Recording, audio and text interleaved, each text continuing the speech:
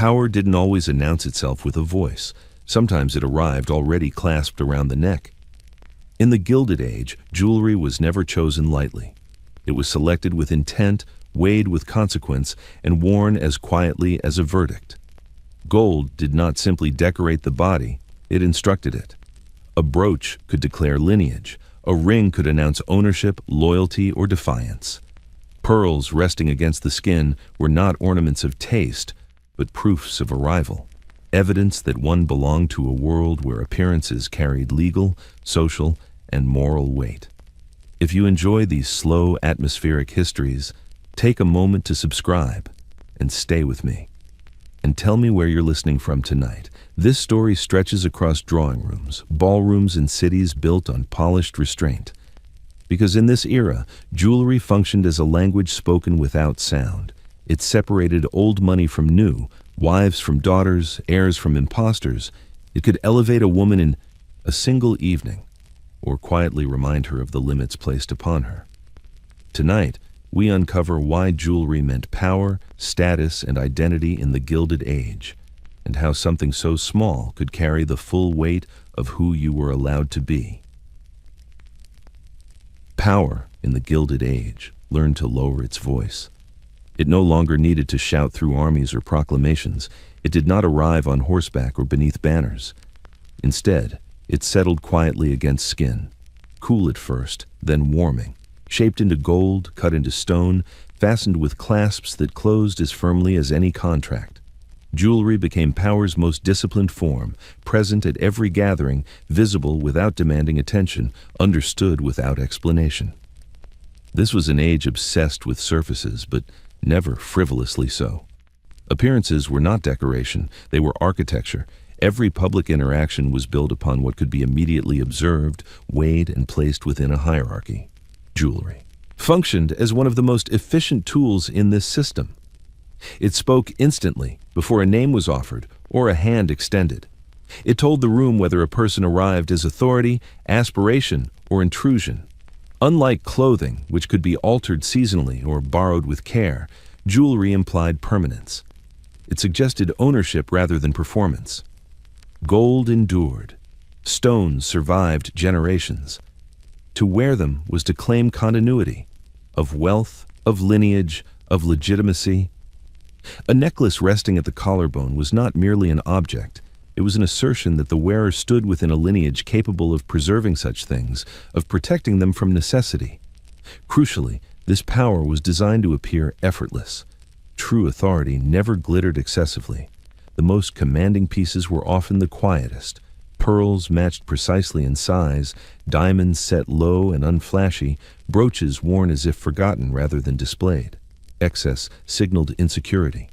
Control revealed itself through restraint. The fewer explanations required, the greater the authority implied. Jewelry also solved a problem unique to the era. The Gilded Age was flooded with new money, vast, sudden, and unstable.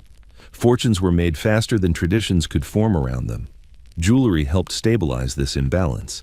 It allowed wealth to be converted into symbols that mimicked age and permanence. A diamond could suggest generations even when it had been purchased last season. In this way, jewelry acted as camouflage, smoothing over the panic beneath rapid ascent. Yet the system was not forgiving. There were rules, precise, unspoken, and merciless. The wrong stone at the wrong hour could unravel years of careful positioning. Certain pieces belonged only in evening light. Others were forbidden before marriage or after mourning or outside specific rooms. Jewelry did not simply grant power, it tested whether the wearer understood how to wield it. Misuse was remembered. What made jewelry especially potent was its intimacy. Unlike architecture or titles, it occupied the body. It moved with breath, it brushed skin, rings encircled fingers permanently associated with vows and inheritance. Pendants rested near the pulse. Earrings framed faces trained never to betray emotion. Power was no longer distant. It was worn, felt, adjusted throughout the day.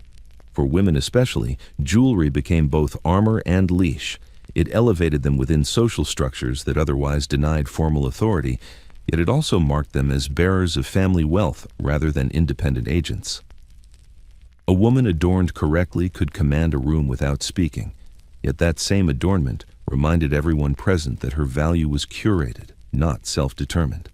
Power was permitted, but only in sanctioned forms. Men, too, were bound by these codes, though more narrowly. Their restraint was itself a signal. A discreet signet ring, a watch chain glimpsed beneath a waistcoat. These suggested control rather than display. Masculine authority resided in what was hinted at, not shown. To over-adorn was to risk feminization, novelty, or desperation. In this world, jewelry was never neutral. It carried expectations heavier than its metal weight. It bound individuals to families, families to reputations, reputations to survival.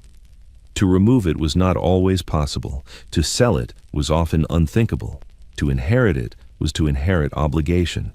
Power, once worn this way, became difficult to set down, and so the Gilded Age learned to trust objects more than voices, because jewelry did not argue. It did not contradict itself. It remained constant, shining quietly, enforcing order without ever needing to explain why. Before jewelry learned to carry sentiment, it carried certainty. Gold was trusted long before it was loved. Its value did not depend on emotion, fashion, or belief. It did not wilt with time or soften with use. In an age uneasy with instability, gold offered reassurance through its refusal to change. This was why it came first, before romance, before symbolism, before any story was allowed to attach itself. Meaning could shift. Metal did not.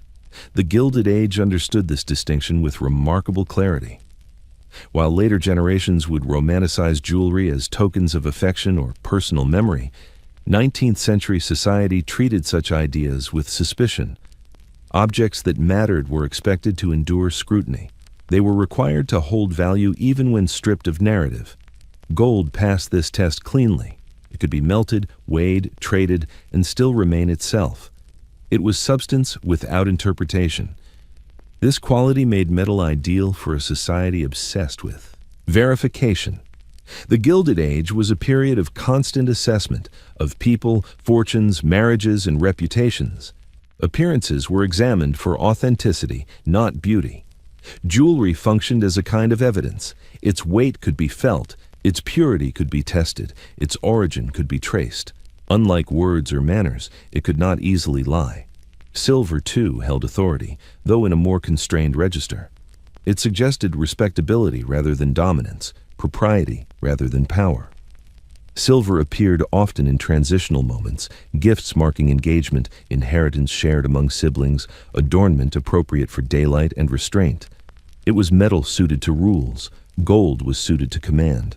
Platinum, still rare and poorly understood at the time, lacked the social vocabulary required for authority. It would gain its prominence later when modernity demanded cooler symbols. In the Gilded Age, warmth mattered. Yellow gold echoed candlelight, gaslight, and the glow of interiors built to insulate wealth from the outside world. It harmonized with velvet, mahogany, and skin tones carefully shielded from labor and sun. Stones, by contrast, were secondary. Diamonds dazzled, but without metal they floated too freely, too abstractly. A stone required setting. It needed to be anchored, framed, restrained. The metal gave it legitimacy. This hierarchy was understood instinctively. A poorly set diamond suggested carelessness. An overexposed gem implied impatience. Metal controlled brilliance, ensuring it served status rather than spectacle. Even craftsmanship followed this logic. Elaborate metalwork, engraving, filigree, repoussé, demonstrated access to skilled labor and time. Such details were not meant to be noticed immediately. They rewarded prolonged attention, signaling that the wearer assumed they would be observed at leisure. This, too, was power, the expectation of continued presence. Meaning was permitted only after these material conditions were satisfied. A ring could become an engagement symbol because it was already gold. A brooch could commemorate a relationship because its value did not rely on that relationship to justify itself. Sentiment was allowed to attach itself only to objects that would remain valuable even if the sentiment dissolved. This was not cynicism. It was discipline. The preference for metal over meaning also guarded against vulnerability. Emotional objects could be manipulated. They invited interpretation, debate, doubt. Gold resisted all three. It did not care why it was owned, it only confirmed that it was. In a society where fortunes could collapse overnight and reputations were fragile, such certainty was essential. Women learned this lesson early, though rarely through instruction. They felt it in the weight of heirlooms placed upon them, rings heavier than comfort, necklaces adjusted repeatedly until they sat just right. These were not expressions of affection, they were deposits, trust placed, not in feeling, but in material continuity. By prioritizing metal before meaning, the Gilded Age ensured that jewelry functioned as infrastructure rather than ornament. It supported systems of inheritance, marriage, and hierarchy quietly, efficiently, and without appeal to emotion. Only later would stories be told about love and memory. First, there was gold. The judgment was made before the greeting. Before a name was offered, before a chair was pulled back or a hand extended, the assessment had already begun. It unfolded in the briefest interval, no more than a breath, when eyes moved instinctively to the throat, the hands, the ears. In the Gilded Age, this first glance was not rude. It was necessary. Society depended on it. Jewelry was designed to function within this instant. Its purpose was not to reward prolonged admiration, but to deliver information immediately and without ambiguity. A glance had to be enough. The observer needed to know at once whether courtesy should be cautious or confident, whether familiarity was permitted or dangerous, whether respect was expected or merely polite. This visual sorting was not performed consciously, yet it was exact. Training began early. Girls learned where eyes would land long before they learned why. Mothers adjusted necklaces with a practiced hand, ensuring clasps lay hidden. Pendants centered, chains neither too thin nor too bold. What mattered was not beauty, but clarity. Jewelry had to read correctly from across a room. Hands were often the first sight of inspection. Rings revealed marital status, family alliances, and degrees of security. A bare hand could suggest youth, mourning, or precariousness. An excess of rings suggested either desperation or misunderstanding.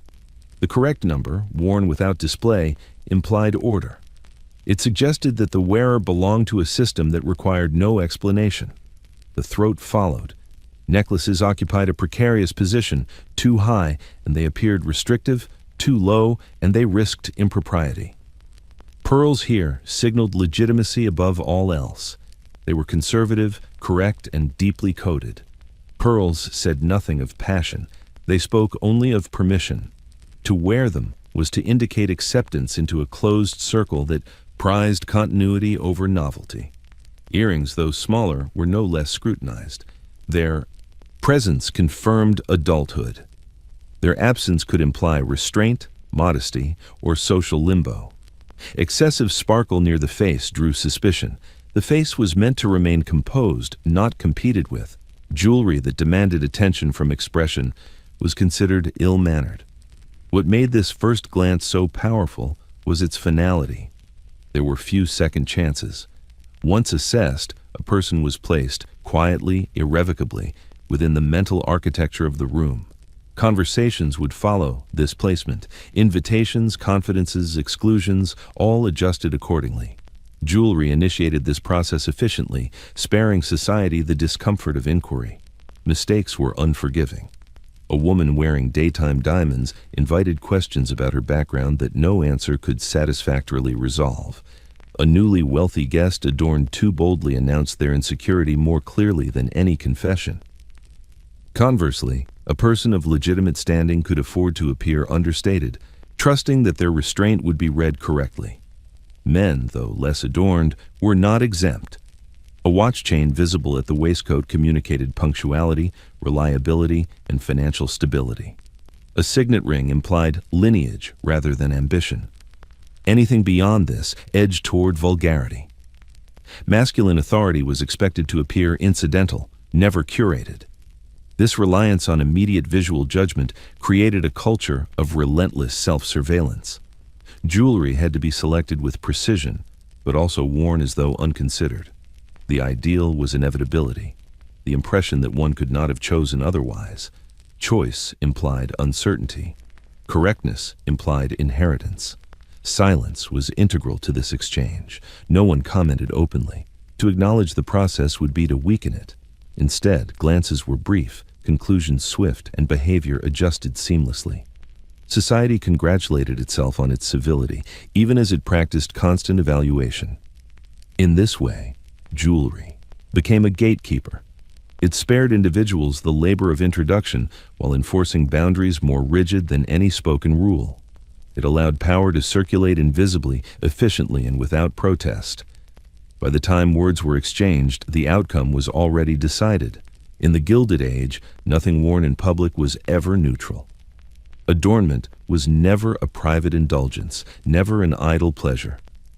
To place jewelry upon the body was to issue a statement, measured, deliberate, and binding. It was a declaration made without speech, yet understood with remarkable precision. Every piece announced something. The only question was whether the wearer understood what was being said on their behalf. Jewelry declared stability before it declared taste. It asserted that the wearer existed within a structure capable of sustaining luxury without strain. This was not a claim of abundance, but of control. Wealth that announced itself too eagerly betrayed its own fragility. Correct adornment suggested that the wearer could afford not only the object, but the time, discretion, and restraint required to wear it properly. Status, too, was declared through absence as much as presence. There were moments when jewelry was expected to recede, daylight hours, somber. Occasions, periods of transition. To appear overly adorned at such times was to misread the social atmosphere, much as one might speak too loudly in a room designed for whispers. Silence, in ornament, could be more authoritative than display. Declarations were also temporal. A woman's jewelry told observers where she stood in the progression of her life. Girlhood was marked by simplicity, sometimes by complete absence. Adulthood arrived not through age alone, but through sanctioned adornment. Marriage brought its own symbols, often heavy with obligation. Widowhood demanded restraint so strict that even inherited pieces were rendered invisible. Jewelry charted a life's stages with unforgiving clarity. These declarations were not self-authored. They were inherited, instructed, and enforced. Families played a decisive role in what could be worn and when. Heirlooms carried expectations alongside their weight. To refuse them was to refuse lineage. To wear them incorrectly was to dishonor it. Jewelry bound individuals to family narratives that could not easily be rewritten. Even personal success had its limits. New wealth could purchase stones, but not immediately their meanings. The declarations associated with certain pieces required time to legitimize. Until then, the adornment spoke too loudly, insisting on attention rather than commanding it. The Gilded Age was adept at hearing the difference. Men's declarations were narrower, but no less rigid. A well-chosen ring or chain affirmed respectability and control. Anything beyond this invited scrutiny. Masculine adornment was expected to support authority, not compete with it. The message was clear. Power did not need embellishment. It allowed itself only the barest confirmation. The most revealing declarations were often unintentional. A woman adjusting her necklace repeatedly betrayed discomfort, either with the piece itself or with the role it imposed. A man removing a ring before a meeting signaled caution or concealment. These small gestures were read carefully, filed away silently. Adornment also declared allegiance. Certain styles aligned the wearer with old social circles, particular cities, or established families. Others marked distance, deliberate or accidental, from these groups.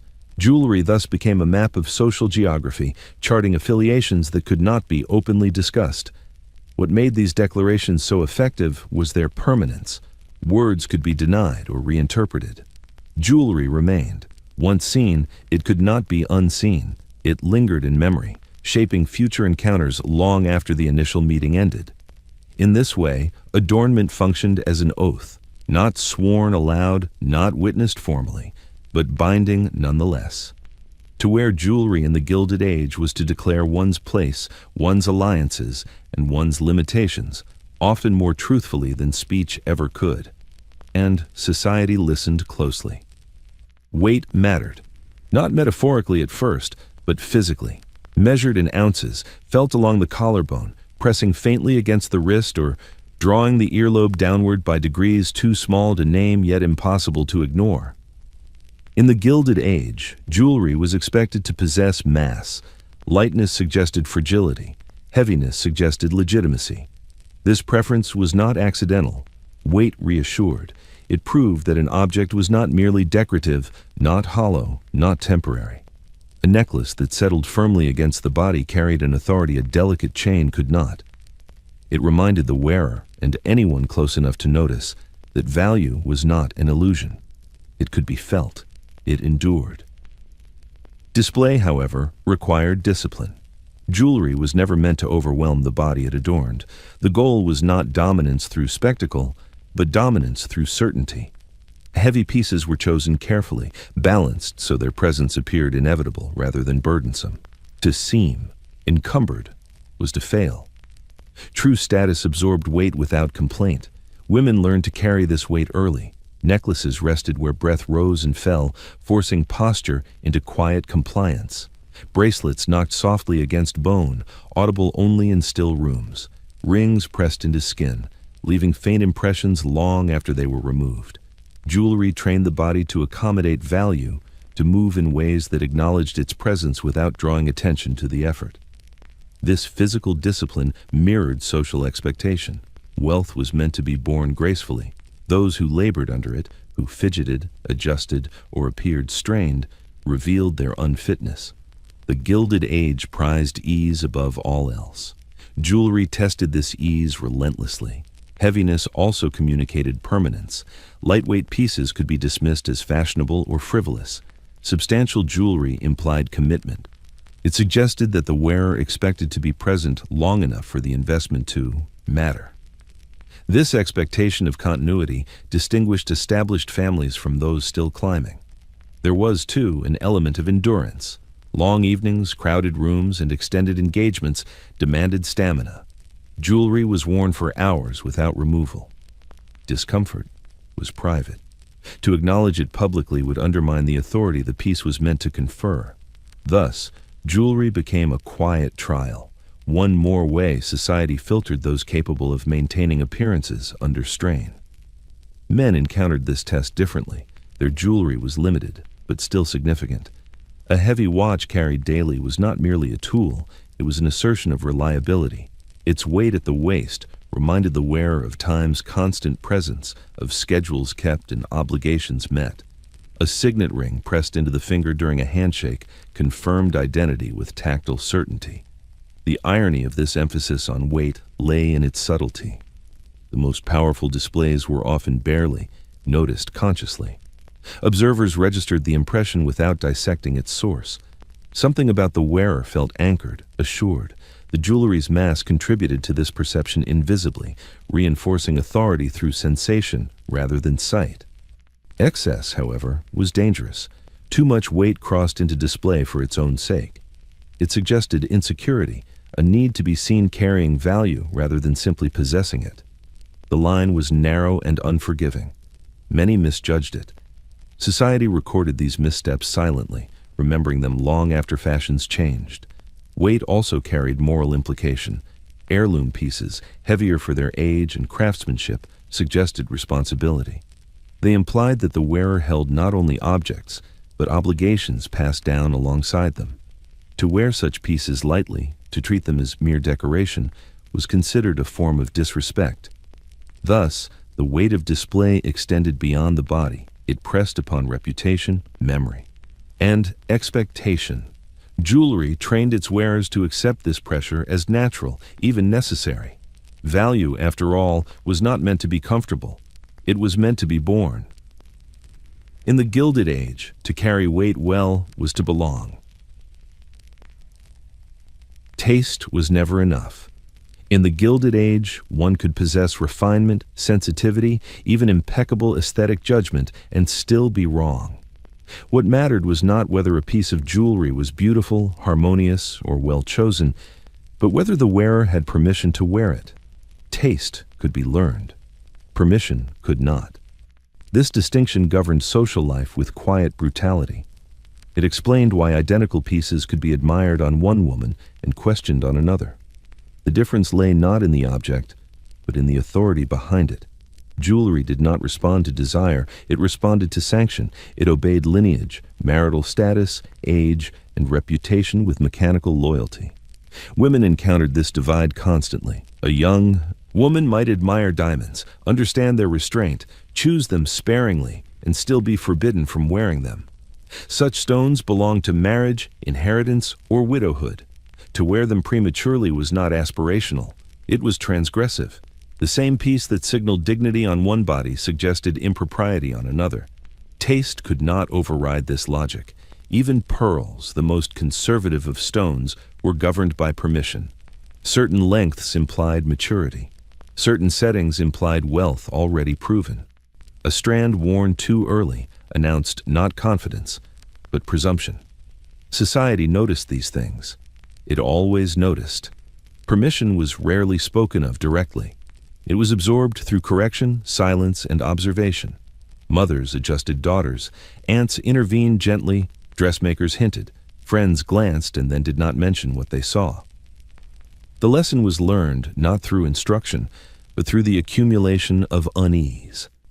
Men, though spared much of this scrutiny, were not exempt.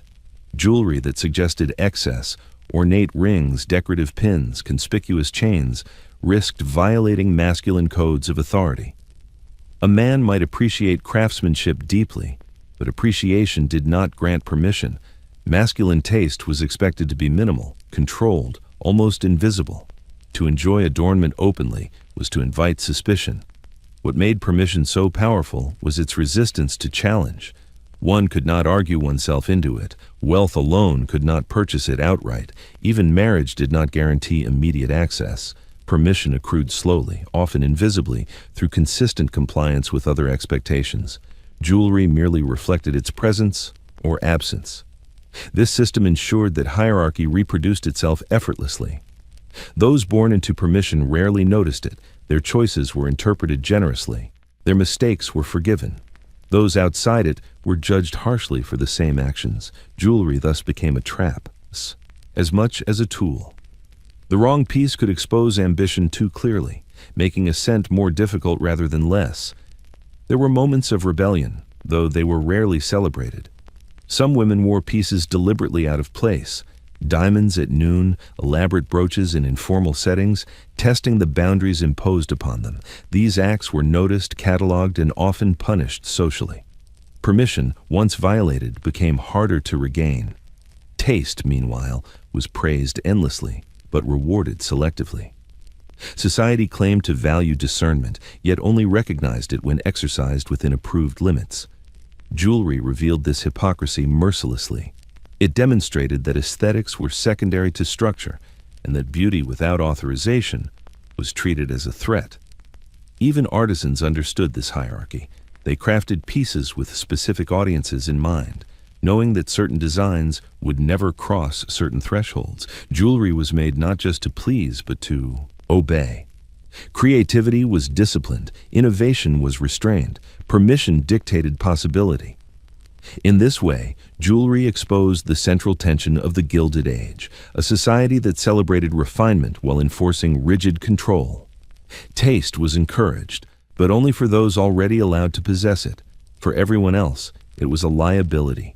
To wear jewelry correctly, then, required more than judgment. It required acceptance of one's place, and that acceptance, once visible, became self-reinforcing. Closing doors quietly, polishing boundaries until they gleamed. Taste could be taught. Permission had to be inherited, granted, or endured. Inheritance did not arrive gently. It came enclosed in velvet, lifted from drawers that smelled faintly of age and restraint, offered not as a gift but as a responsibility.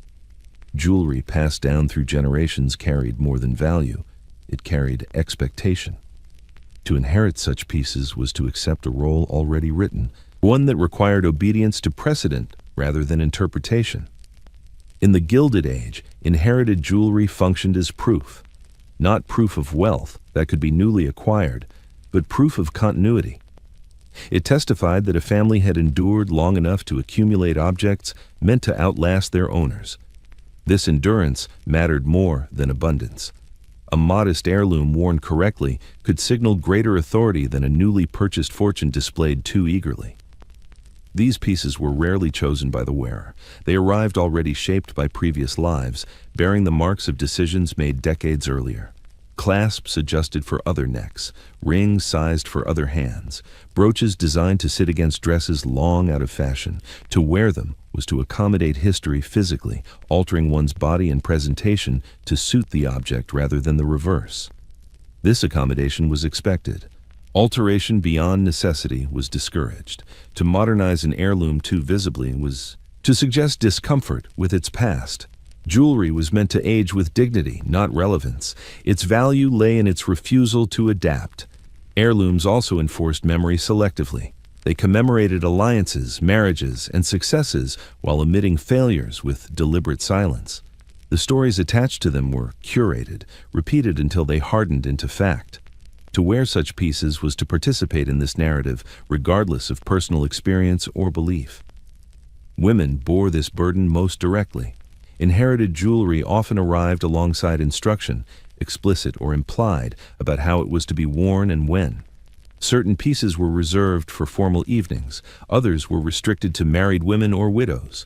Some were never to leave the family line, circulating only among approved bodies. The wearer became a temporary custodian rather than an owner. Refusal was rarely an option. To decline an heirloom was to decline belonging. Acceptance, however, came with surveillance. How the piece was worn, how often, and in what company became points of quiet observation. Jewelry that symbolized lineage demanded visible respect. Men inherited differently. Their jewelry was fewer in number, but heavier in implication. A signet ring, passed from father to son, authorized representation. It allowed the bearer to speak and act on behalf of the family. Losing it, or wearing it carelessly, was more than a personal failure. It was a breach of trust. The shine of inherited jewelry differed from that of new pieces. It was subdued, softened by years of polishing and restraint. This dulling was not a flaw, but a virtue. It suggested familiarity with wealth rather than excitement about it. Society learned to read this distinction instinctively. New money struggled to replicate this effect. Artificial aging, deliberate understatement, strategic neglect, none fully succeeded. The absence of genuine history revealed itself subtly, through proportion, setting, and wear. Inherited. Shine possessed a patience that could not be manufactured. Yet, inheritance also trapped. Jewelry designed to endure often outlived the structures that gave it meaning. Women wore pieces commemorating alliances no longer relevant, obligations no longer fair. Still, the expectation remained. To remove such jewelry was to question the past itself. In this way, inherited shine preserved hierarchy without argument. It required no defense. It simply existed, passed hand to hand, pressing lightly but persistently against skin. Each generation adjusted to it, learned its weight, and passed it on. The jewelry did not change. The people did. The throat was never incidental. In the Gilded Age, it occupied a precarious territory, neither fully public nor properly private, exposed enough to invite attention, restrained enough to demand control. Jewelry placed there carried particular responsibility.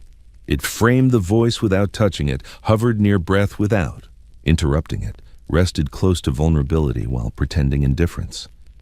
What appeared at the throat mattered more than it seemed. Neck jewelry was governed by silence, not the absence of sound, but the discipline of restraint. A necklace was not meant to speak loudly. It was meant to remain present without interruption, shaping perception without demanding acknowledgement. When chosen correctly, it disappeared into correctness. When chosen poorly, it became the only thing seen. Length was the first rule. Too short, and the piece appeared restrictive, suggestive of discomfort or control. Too long, and it risked informality, intimacy, or theatricality. The correct length depended on age, marital status, time of day, and occasion, variables that required constant calibration. A woman who misjudged this balance revealed not ignorance, but misplacement. Pearls dominated this region for a reason.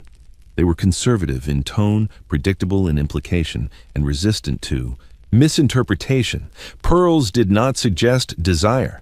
They suggested permission. They spoke of families who approved, husbands who sanctioned, circles that recognized. To wear pearls at the throat was to announce legitimacy without inviting inquiry. Diamonds, by contrast, demanded caution. At the throat, they edged toward excess if worn carelessly. Their brilliance drew the eye upward, competing with expression and voice. When permitted, they were set low, restrained by metal, framed to soften their assertiveness. Diamonds worn too openly suggested ambition rather than authority. The throat also revealed transitions. Girlhood was marked by its absence.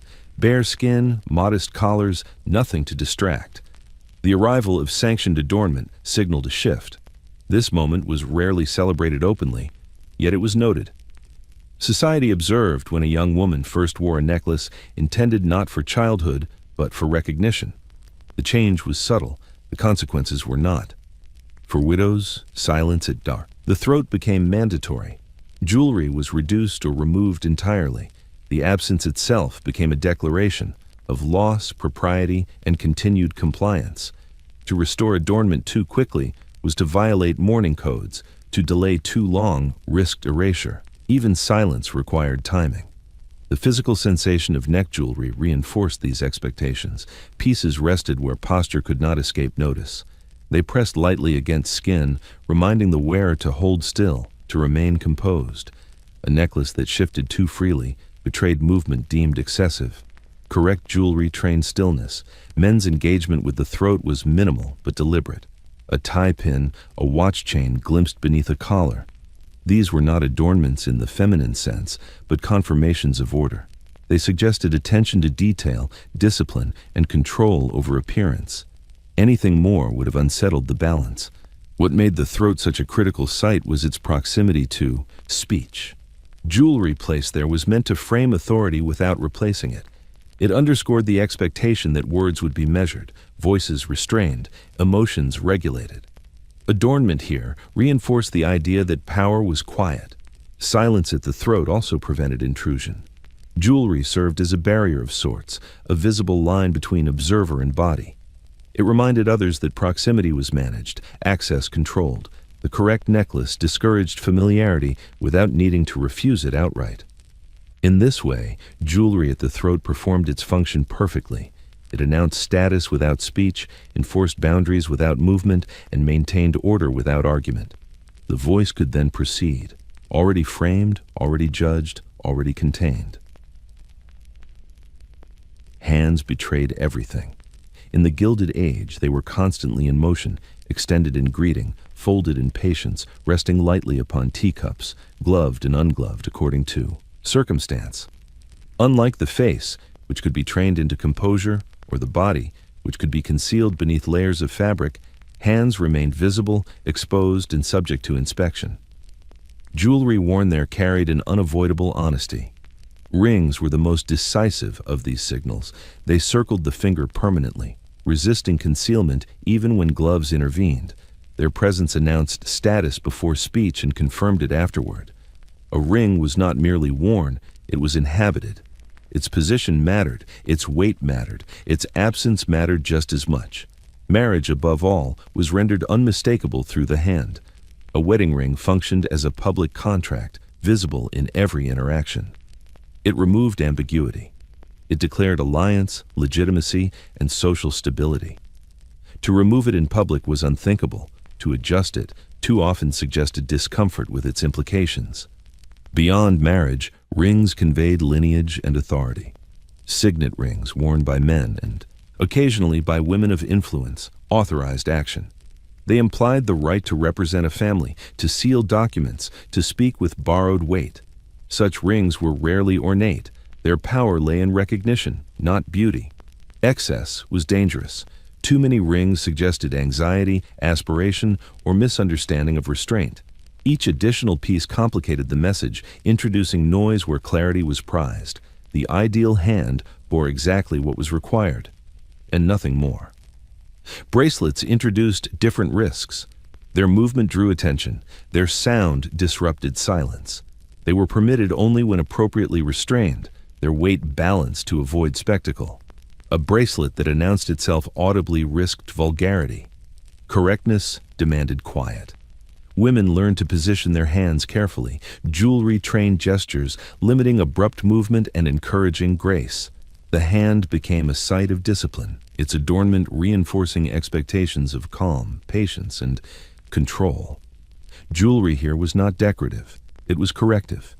Men's hands, though less adorned, were no less scrutinized.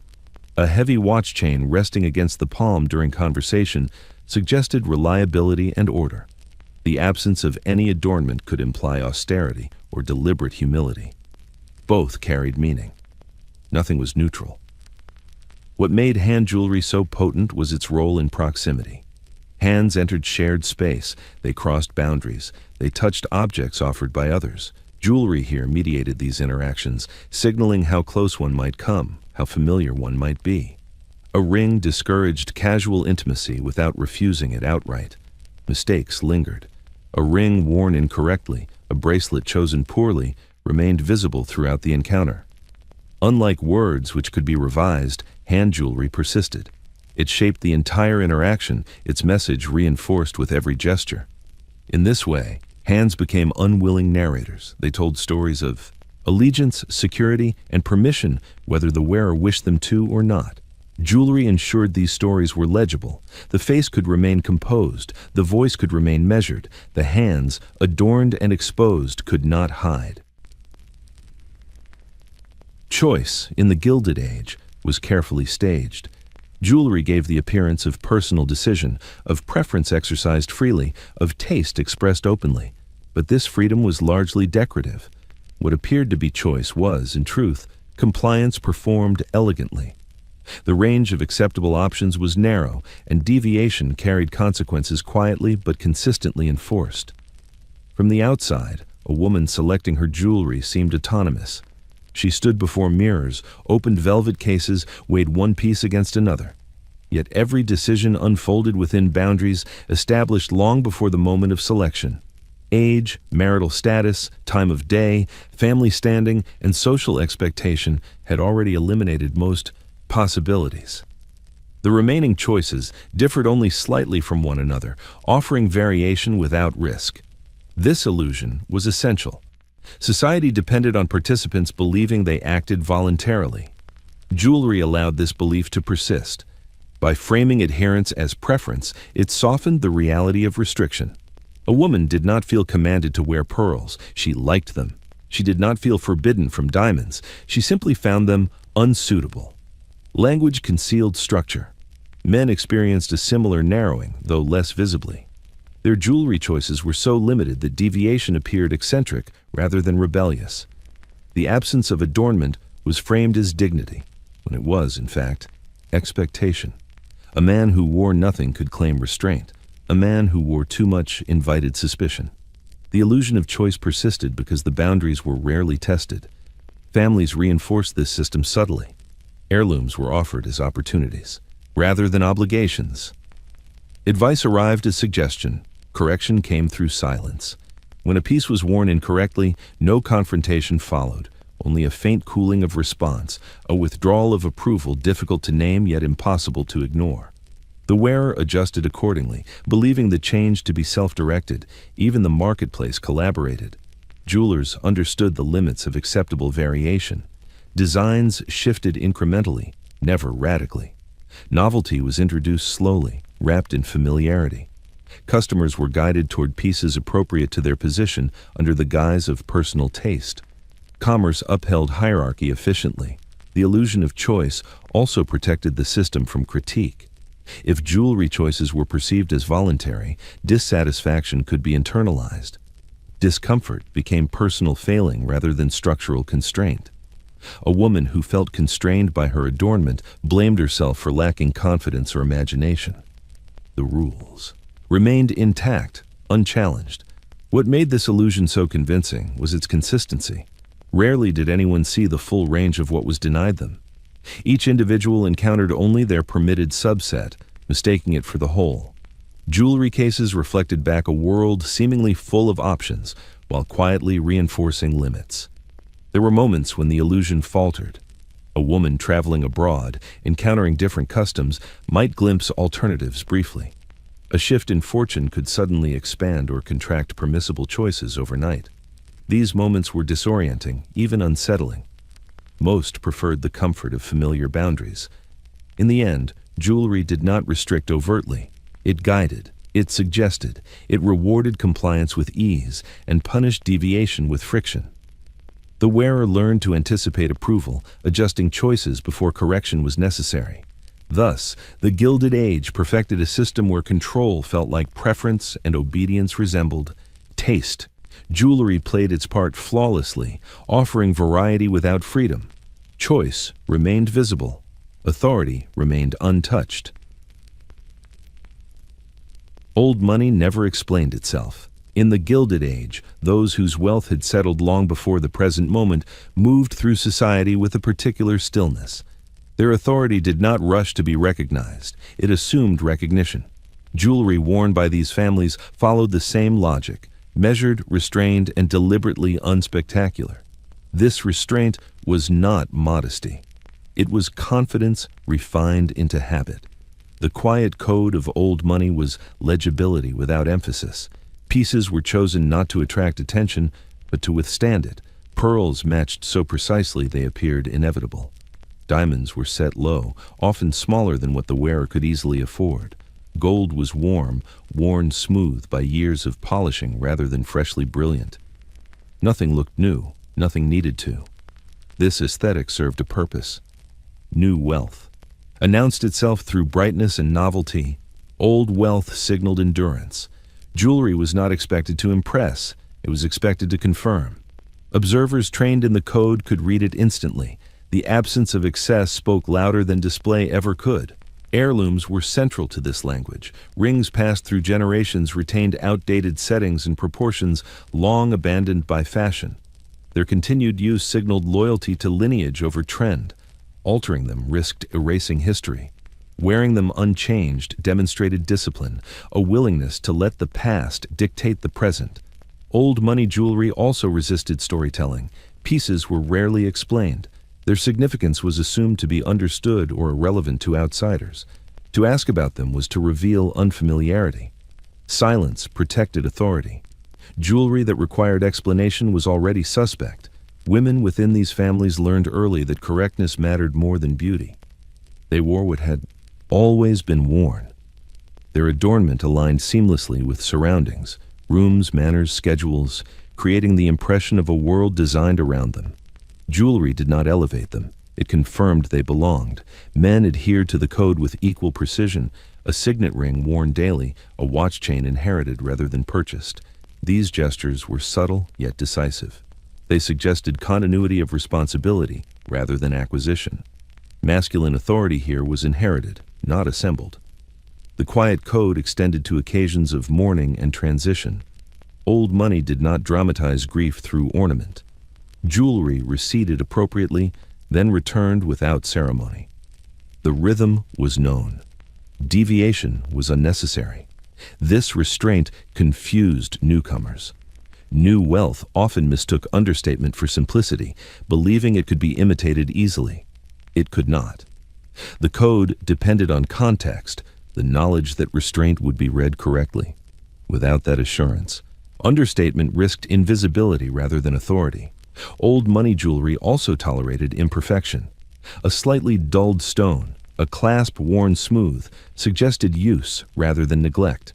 Perfection implied recent purchase, wear implied history. This distinction mattered deeply. Above all, the quiet code relied on patience. Old money did not hurry recognition. It allowed time to do its work. Jewelry mirrored this patience, enduring quietly while others strained for notice. In this way, old money maintained dominance without confrontation. Its jewelry did not compete. It waited.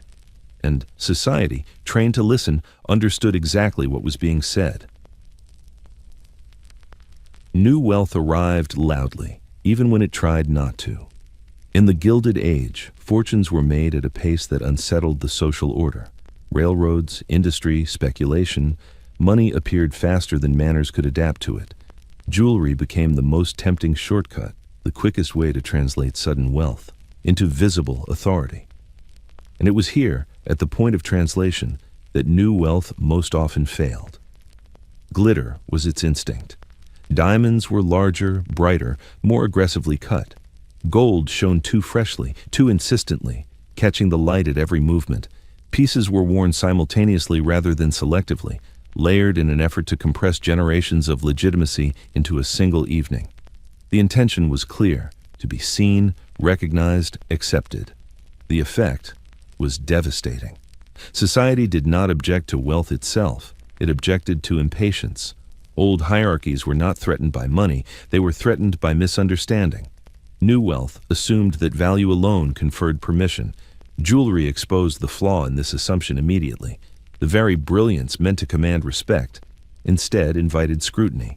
Excess light revealed insecurity. The sparkle spoke too urgently. Newly wealthy women bore the brunt of this judgment. Their jewelry choices were watched closely, dissected for signs of overcompensation. Diamonds worn too early in the day, pearls too large for the setting, gold too heavy for the occasion, each misstep was noted. These women were not criticized openly. That would have granted them relevance. Instead, they were categorized and dismissed quietly. Men, too, faltered. Ornate pins, elaborate chains, visible novelty signaled eagerness. Authority was expected to appear incidental. When jewelry appeared calculated, it betrayed effort. Effort undermined dominance. The fatal error lay not in the objects themselves, but in their urgency. New wealth wanted jewelry to perform immediately, to close distance, erase suspicion, demand entry. Old society resisted this acceleration instinctively. It trusted only what endured. Jewelry that appeared too perfect, too polished, too recent, carried the scent of haste. Attempts at correction often worsened matters. Some sought restraint, paring back adornment abruptly, without the underlying assurance of belonging. This restraint read as absence rather than confidence. Others adopted heirloom styles without lineage, resulting in imitations that lacked wear, history, and proportion. The counterfeit was not in the material, but in the context. Jewelers played a complicated role in this dynamic. They catered eagerly to new wealth, offering grandeur and customization, yet even they understood the risks. Designs intended for old families differed subtly. Lower settings, quieter stones, conservative proportions. These distinctions were rarely explained. They were assumed knowledge. What made glitter fatal was its refusal to fade. Jewelry announced misplacement continuously, reinforcing judgment with every appearance. Unlike a poorly chosen phrase which could be forgotten, an overbright necklace reasserted itself again and again. The wearer carried the error publicly, often unknowingly. There were exceptions. Occasionally, new wealth learned patience. Jewelry was acquired but not worn. Stones were set conservatively, introduced slowly, allowed to age into legitimacy. This restraint required extraordinary discipline, waiting while possessing, delaying display despite abundance. Few managed it, most did not. Glitter seduced. It promised recognition, visibility, confirmation. In truth, it delivered exclusion. Society rewarded those who seemed unaware of their own wealth, not those eager to demonstrate it. Thus, new wealth learned a painful lesson. Jewelry could reveal ambition more clearly than it could conceal it. The shine meant to elevate, instead illuminated the gap between possession and permission. And that gap, once seen, could not be unobserved. Stones were never chosen for beauty alone. In the Gilded Age, gemstones formed a vocabulary, precise, hierarchical, and unforgiving. Each stone carried a reputation refined by decades of social use. To select one was to speak a sentence already understood by the room. The mistake lay not in mispronunciation, but in saying something one had no right to say. Diamonds occupied the highest register of this language. They signified durability, permanence, and legitimacy, but only when introduced correctly. Their clarity suggested moral solidity. Their hardness implied endurance. Yet diamonds demanded context. Worn without the appropriate standing, marriage, inheritance, or long-established wealth, They sounded false. Too large, too brilliant, too early in the day, and they became accusations rather than affirmations. Pearls, by contrast, spoke softly and continuously. They were the grammar of respectability. Their luster was controlled, their surface unbroken, their meaning steady. Pearls did not dazzle, they reassured. They suggested consent, by family, by society, by time. This made them ideal for women navigating visibility without inviting scrutiny. Pearls were rarely wrong, but they were never revolutionary. Rubies and sapphires occupied more dangerous territory. They carried connotations of passion, authority, and individuality, qualities admired but tightly regulated.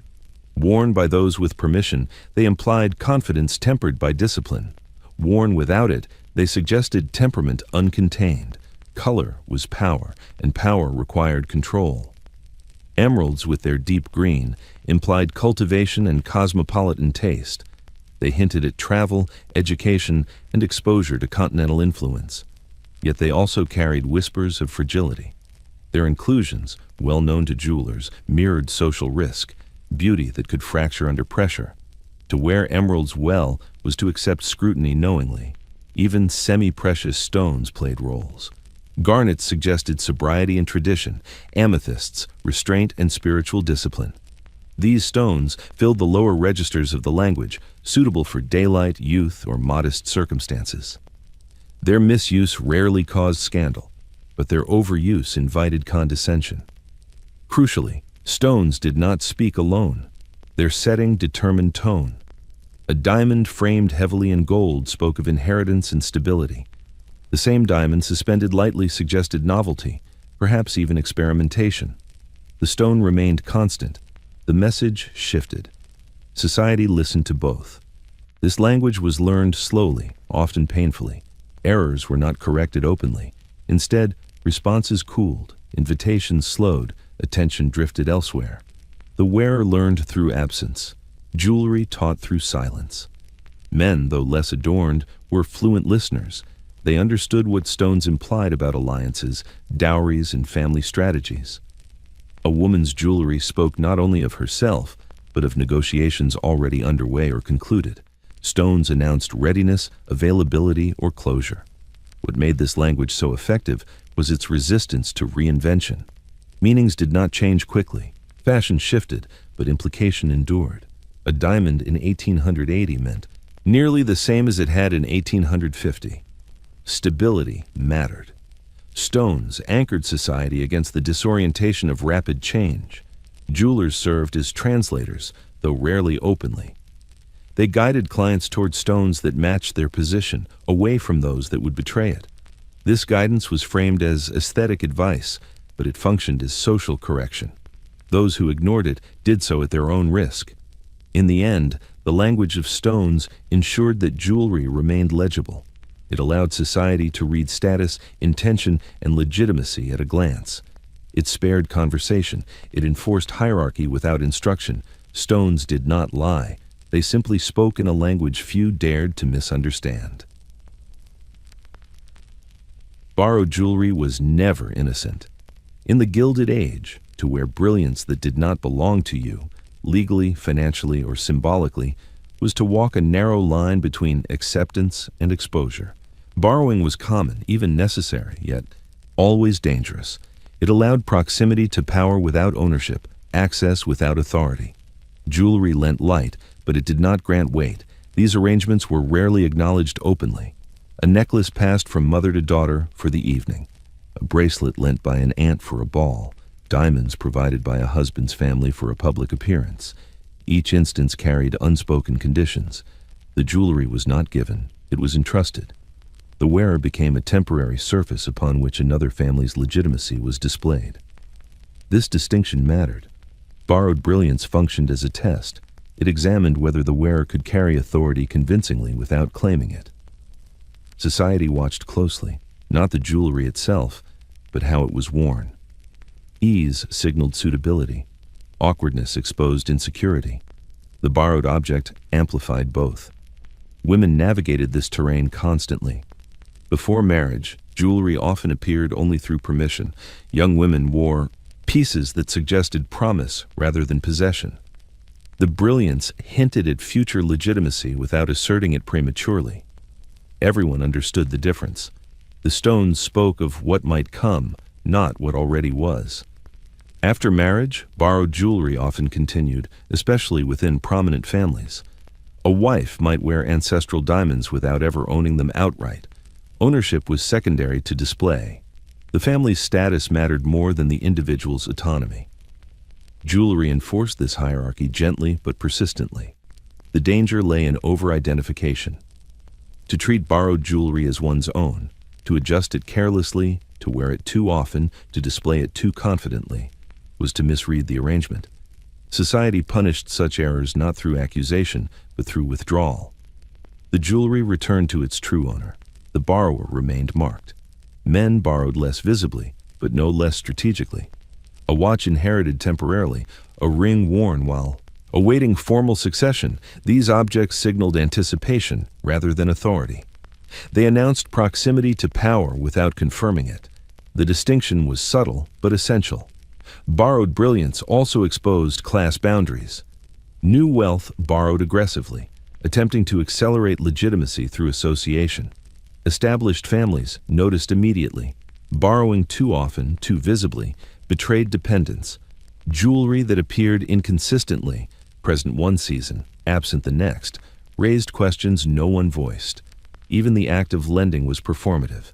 To lend jewelry publicly was to assert dominance. It reminded the room that the lender possessed surplus, enough to adorn others without diminishing themselves. Borrowers were expected to acknowledge this silently, through gratitude expressed in restraint. The emotional cost of borrowing was significant. To wear splendor that could be reclaimed at any moment instilled vigilance. Movements became careful, gestures restrained. The wearer learned to disappear behind the object, ensuring it remained the focus rather than herself. Jewelry taught humility through temporary elevation. What made borrowed brilliance so effective was its plausibility. Observers rarely knew which pieces were owned and which were lent. They judged nonetheless.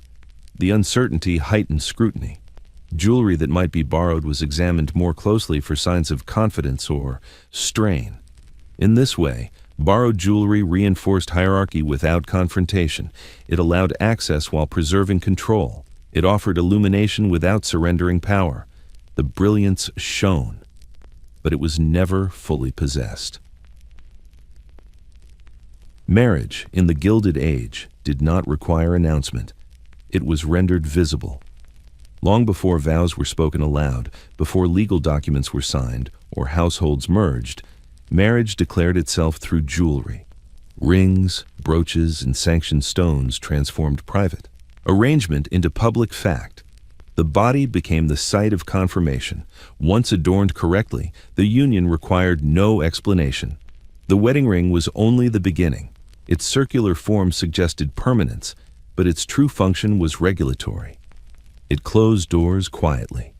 It signaled availability resolved, alliances fixed, negotiations complete. A married woman moved differently through society once the ring appeared. Conversations shifted, expectations adjusted. The jewelry did its work efficiently. Beyond the ring, marriage unlocked access. Stones once forbidden became appropriate. Diamonds moved from evening exclusivity toward regular appearance. Pearls gained legitimacy as daily wear. Jewelry expanded in both quantity and authority, reflecting the woman's new position within a sanctioned structure. The transformation was subtle but unmistakable. This visibility served families more than individuals. Marriage was an economic and social consolidation, and jewelry displayed its success. A bride adorned generously demonstrated the strength of the alliance. Dowries and inheritances translated into visible form, reassuring both families that commitments had been honored. Women understood this immediately. Jewelry became a uniform of legitimacy. It protected them from certain forms of scrutiny while subjecting them to others. A married woman's adornment was expected to reflect stability, restraint, and continuity. Excess suggested impropriety. Insufficiency invited doubt. Balance was mandatory. Men's jewelry shifted as well.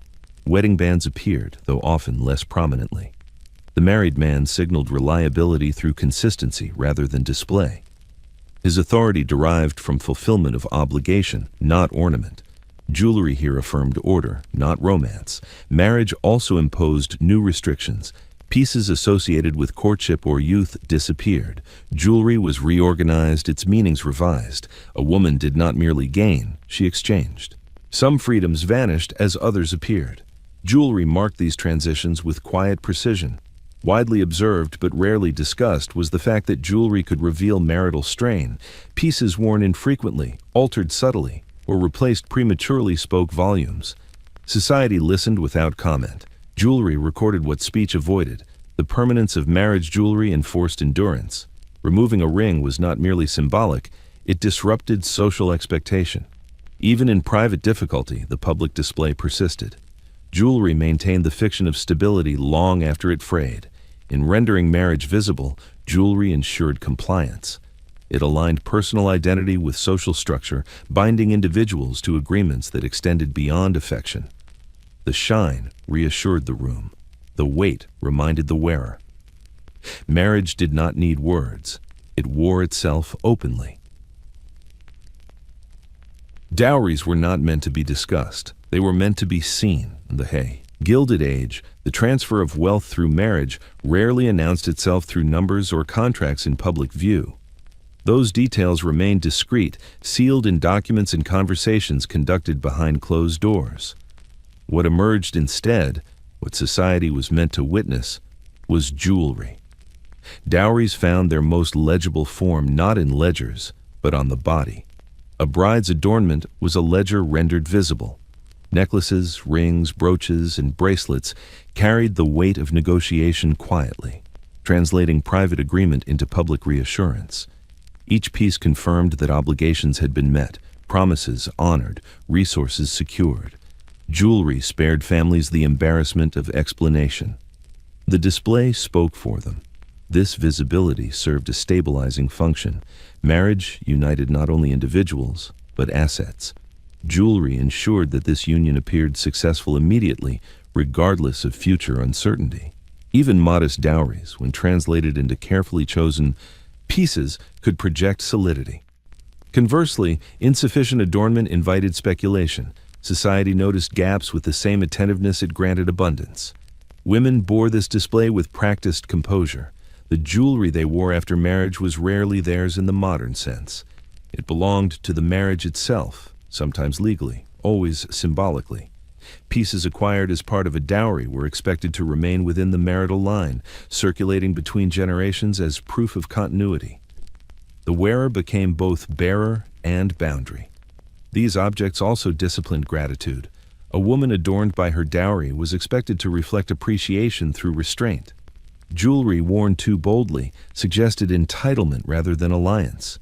The correct display was measured, acknowledging provision without appearing to celebrate it.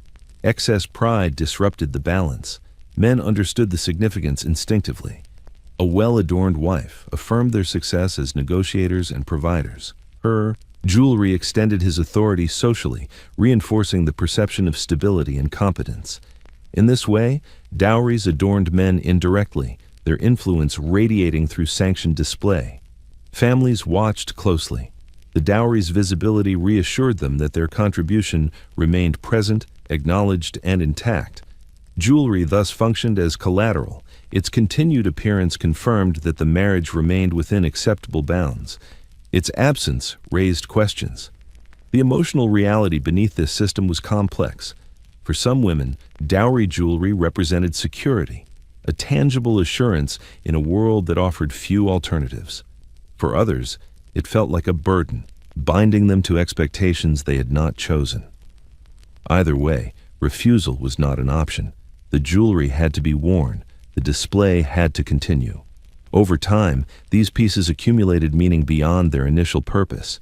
They became heirlooms, their origins softened by repetition. The dowry faded into history, replaced by narrative. Yet the structure persisted. Jewelry continued to move wealth visibly through generations, preserving alliances long after the original agreement was forgotten. In this way, Dowries achieved permanence through adornment. They entered the social record without words, their value affirmed through continued visibility. Jewelry ensured that wealth transferred quietly, efficiently, and without dispute. The marriage could falter. The dowry, worn faithfully, endured.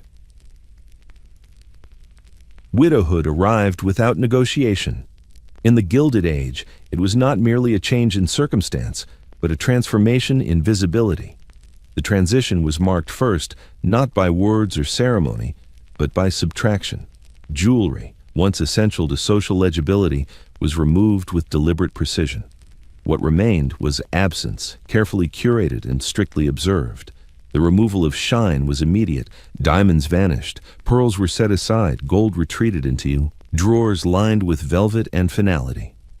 The widow's body, once a surface upon which alliances and prosperity were displayed, became deliberately unadorned. This was not a gesture of humility. It was obedience to a code that demanded restraint as proof of propriety. Mourning jewelry existed, but it was not an indulgence. Jet, onyx, and black enamel replaced brilliance, their darkness signaling withdrawal rather than expression. These pieces did not attract the eye. They instructed it to move on. Jewelry in widowhood was meant to mark exclusion from certain forms of attention, not invite sympathy. The duration of this absence was rigidly regulated. Time mattered, too brief, and the widow appeared impatient, even predatory. Too prolonged, and she risked fading from relevance altogether. Jewelry thus became a clock worn invisibly. Its gradual return, first a modest brooch, later a restrained necklace, signaled readiness to re-enter social circulation. Each step was observed. For many women, this period of enforced restraint offered a paradoxical form of autonomy. Freed temporarily from the obligation to display marital wealth, widows occupied a liminal space. Their reduced adornment granted them a degree of seriousness denied to younger women. Conversation shifted, expectations softened, authority, though limited, became possible. Yet this autonomy was conditional. Jewelry could not remain absent indefinitely. Society required clarity. A widow who did not resume appropriate adornment eventually unsettled the order. Her continued invisibility became a disruption. The system depended on legibility, and jewelry restored it. Inherited pieces posed particular challenges. Some jewelry belonged not to the woman, but to the marriage she had outlived. Such pieces were often withdrawn permanently, redirected toward heirs or held in trust. Their absence reinforced the widow's altered status. She remained visible, but no longer central. Men experienced widowhood differently. Their jewelry changed little, a black band perhaps, or subdued metal. Their authority persisted largely uninterrupted. The asymmetry was stark. Widowhood constrained women's visibility while preserving men's. What made the absence of shine so powerful was its communicative force. Jewelry need not be present to speak. Its removal conveyed loss, propriety, and compliance more effectively than any display could have. Silence became the message. This absence also revealed how deeply jewelry structured identity. Without it, many women felt unmoored, their social cues stripped away. The body felt unfinished, exposed in unfamiliar ways. The discipline of adornment had been internalized so thoroughly that its removal was disorienting. Widowhood thus exposed the mechanics of the system. It showed how jewelry regulated not only status, but time, emotion, and reintegration. The shine had never been optional. Its absence proved that fact conclusively. In the Gilded Age, even loss was managed through adornment, or its careful denial. The jewelry rested unseen, and society understood exactly why. Time dictated everything. In the Gilded Age, jewelry did not exist independently of the hour. What was acceptable at dusk became improper by morning. Stones, metals, and settings were governed by an invisible clock, one that regulated not only appearance, but intention. To ignore this clock was to announce ignorance or defiance, neither of which was forgiven easily. Daylight demanded restraint. Morning and afternoon jewelry was meant to support routine, not interrupt it. Pieces were smaller, quieter, often symbolic rather than declarative. Pearls were permissible, but only in conservative lengths. Gold was worn close to the body, unobtrusive, suggesting continuity rather than display. Diamonds, with their insistence on attention, were largely forbidden. Their brilliance was considered disruptive in the clear light of day, too. Exposed, too revealing. Daylight jewelry signaled usefulness. It suggested a woman engaged in social labor, receiving, visiting, overseeing, managing. Ornament here reinforced respectability and control. Excess shimmer implied idleness or exhibitionism. The message was clear. Daylight was for order. Evening reversed these expectations, but only partially. Dusk allowed jewelry to emerge, but under strict supervision. The transition from day to night did not grant freedom. It permitted expansion. Diamonds appeared, but only after certain hours, only in certain rooms. Necklines lowered. Stones caught candlelight and gaslight differently, their brilliance softened and mediated by shadow. The effect was intentional. Evening jewelry was meant to glow, not glare. This distinction served multiple purposes. It preserved hierarchy by ensuring that access to brilliance required participation in sanctioned events. One did not simply wear evening jewelry anywhere. It belonged to dinners, balls, theaters, spaces regulated by invitation. Jewelry thus reinforced exclusivity through time as well as place. Women learned these rules with precision. Dressing for evening involved not merely changing garments, but recalibrating authority. Jewelry chosen incorrectly disrupted the entire performance. Diamonds worn too early suggested impatience. Pearls worn too late appeared overly cautious. The balance was delicate and relentlessly observed. Men adhered to the clock more subtly. Evening permitted slightly greater ornamentation, cufflinks, studs, discreet pins, but restraint remained paramount. Masculine authority did not depend on sparkle, it depended on consistency. Jewelry was allowed to confirm formality, not to compete with it. The enforcement of these temporal rules relied on silence. No one corrected openly. Instead, glances lingered. Conversations cooled. Invitations ceased. The offender learned through exclusion. Jewelry taught discipline by regulating access to social life itself. New wealth struggled most with this clock. Eager to display success, newcomers often wore evening jewelry too broadly, collapsing the distinction between times. This error was interpreted as confusion between possession and permission. Old society responded by tightening its own adherence, reinforcing boundaries through contrast. The daylight-evening divide also protected modesty while permitting spectacle. By confining brilliance to night, society framed excess as controlled indulgence rather than moral lapse.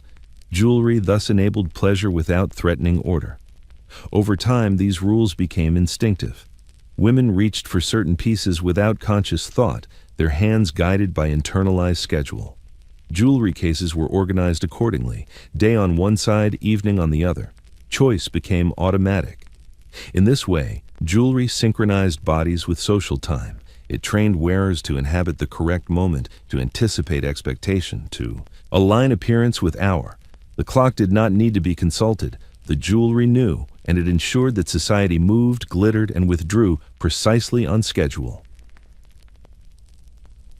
Public rooms were never truly public. In the Gilded Age, drawing rooms, ballrooms, and dining halls functioned as carefully managed stages. They appeared open, welcoming, even neutral. But beneath their polished surfaces, they operated through layers of private signaling understood only by those trained to read them.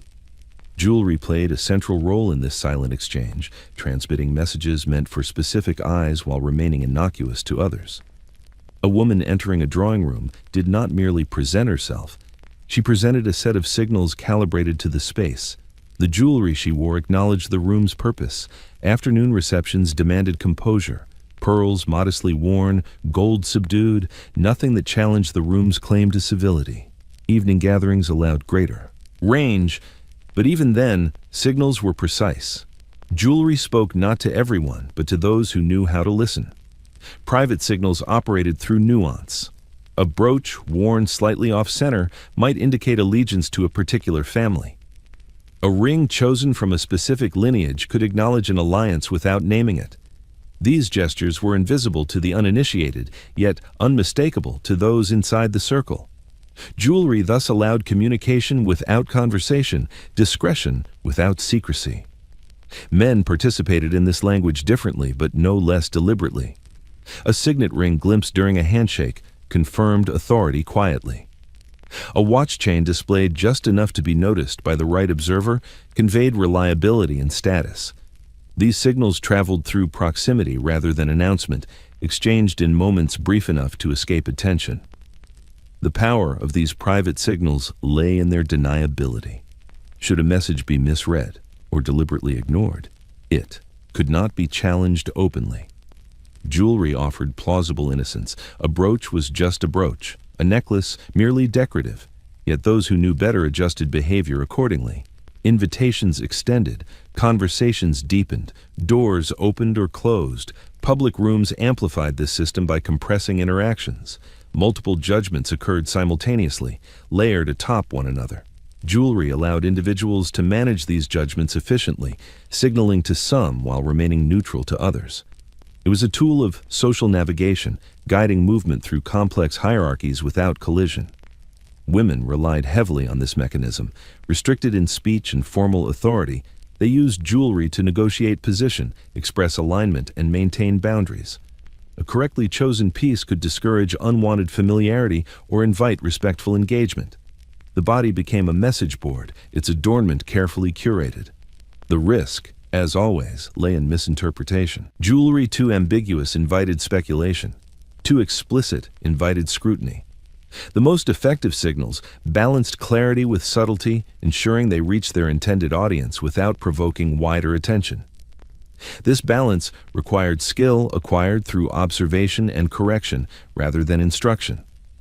Public rooms also served as testing grounds. New entrants, whether newly married, newly wealthy, or newly returned, were observed closely. Jewelry was examined for fluency. Did it acknowledge the room's codes? Did it speak too loudly or too quietly? These assessments shaped future access. One successful appearance could smooth years of uncertainty. One misstep could harden barriers. What made these private signals so effective was their cumulative nature. Over time, patterns emerged. A woman known for precise adornment gained trust. A man whose jewelry never surprised confirmed reliability. Consistency mattered. Jewelry recorded behavior silently, building reputations. Piece by piece. In this way, public rooms became sites of constant quiet negotiation. Jewelry moved through them like a current, carrying information without sound. Those who learned to read it navigated society with apparent ease. Those who did not remained puzzled by doors that never quite opened. The room smiled. The jewelry spoke. Impropriety was rarely announced. In the Gilded Age, it arrived quietly, trailing consequences that appeared unrelated until it was too late to retrace the cause. Jewelry, when worn incorrectly, did not provoke scandal in the dramatic sense. It provoked something far more efficient: exclusion without explanation. The cost of improper ornament was paid incrementally. A glance held a fraction longer than politeness required. A conversation that ended sooner than expected. An invitation that did not arrive the following week. No accusation was ever made. None was needed. Society enforced its standards through absence. Free. Constituted improper was deliberately unstable. The rules were known, yet flexible enough to entrap the unwary. A necklace perfectly acceptable in one house became questionable in another. A ring admired in private drew scrutiny in public. Context mattered more than correctness, and context shifted constantly. Women bore the greatest risk. Their visibility made ornament unavoidable, and their margin for error narrow. A single misjudgment could undo years of careful compliance. Jewelry worn too boldly suggested ambition. Worn too timidly, insecurity. Either interpretation threatened equilibrium. The correct choice was not fixed. It depended on who was watching. Men were punished differently. Improper ornamentation cast doubt on judgment rather than morality. A man who adorned himself excessively was not condemned outright. He was quietly sidelined. Authority drifted elsewhere. Influence diminished. The effect was subtle, but lasting. The most dangerous errors were those committed unintentionally. Newcomers, unaware of local nuance, wore jewelry that belonged to another register entirely. Society interpreted this not as ignorance, but as presumption. Correction did not follow. The lesson was learned through distance. Once marked, recovery was difficult.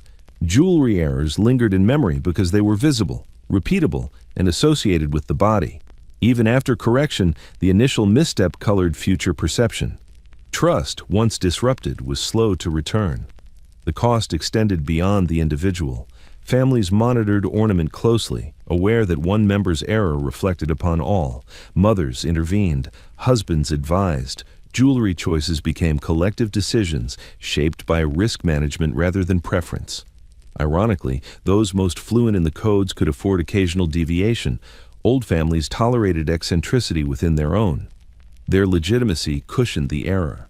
For others, deviation confirmed suspicion. Jewelry thus reinforced hierarchy by granting leniency selectively. Improper ornament taught its lessons without cruelty, yet without mercy. It preserved order by discouraging experimentation. Over time, wearers internalized caution, choosing safety over expression. Jewelry became predictable, its variety constrained by fear of error. In this way, ornamentation trained obedience. It rewarded those who anticipated expectation and punished those who tested it. The system required no enforcement mechanism beyond memory and silence. The jewelry did not need to accuse, it simply remained visible, and the cost was understood. The woman was never meant to disappear. Yet in the Gilded Age, she was rarely encountered without mediation. Jewelry stood between her and the world, shaping how she was read before she could be heard. It softened, elevated, restricted, and defined her presence so thoroughly that separating the woman from her adornment became nearly impossible. Society did not meet her directly. It met the version permitted to appear. Jewelry functioned as a frame. It outlined the boundaries of acceptable identity, guiding the observer's interpretation with practiced efficiency. A woman's intelligence, temperament, and ambition were filtered through what she wore. Gold steadied her. Pearls calmed her. Diamonds sharpened her edges, sometimes dangerously so. The jewels did not merely decorate her, they edited her. This mediation was not accidental. In a culture uneasy with female autonomy, jewelry offered control disguised as celebration. Women were encouraged to shine, but only in sanctioned ways. Their visibility was praised, provided it remained legible. Jewelry ensured that legibility. It translated individuality into approved symbols, rendering women intelligible without granting them voice. Over time, this translation became internalized. Many women learned to understand themselves through their adornment. The absence of jewelry felt like exposure. The wrong piece induced unease difficult to articulate. The right one provided reassurance, a sense of alignment with expectation. Identity was reinforced through repetition. This process did not erase personality, but it constrained it. Jewelry allowed variation within limits. A woman could express refinement, conservatism, or mild eccentricity, but never refusal. Adornment offered choices that appeared expressive while maintaining structure. The self emerged carefully, shaped by what could be worn publicly. Even rebellion adopted ornamental form. A woman might choose an unconventional stone or setting, signaling independence without overt defiance. These gestures were watched closely. When tolerated, they became absorbed into fashion. When not, they were corrected through silence. Jewelry proved adept at absorbing dissent without yielding ground. The body itself adapted. Posture adjusted to accommodate necklaces. Hands learned restraint under the weight of rings. Movement softened to prevent sound. Jewelry disciplined flesh, aligning physical presence with social ideal. The woman beneath became practiced, controlled, and predictable. Yet moments of dissonance occurred. Private spaces allowed removal. In bedrooms, jewelry rested inert, stripped of meaning. The woman beneath encountered herself without translation, sometimes with relief, sometimes with uncertainty. Who was she without adornment? The question lingered unanswered. Marriage intensified this dynamic. Jewelry acquired through union redefined identity publicly. A woman's selfhood expanded socially while narrowing personally. Her adornment confirmed success while obscuring individuality. The jewels shone. The woman adjusted. Widowhood reversed the process partially, removing jewelry and restoring a different kind of visibility. Somber, restrained, and cautious. Identity shifted again, still mediated, still constrained. Jewelry's absence spoke as clearly as its presence ever had. Throughout these transitions, the woman beneath remained constant yet obscured. Her ambitions, frustrations, and desires were filtered through ornamentation she did not fully control. Jewelry became both shield and cage, protecting her from scrutiny while confining expression. In the end, the Gilded Age did not seek to erase women.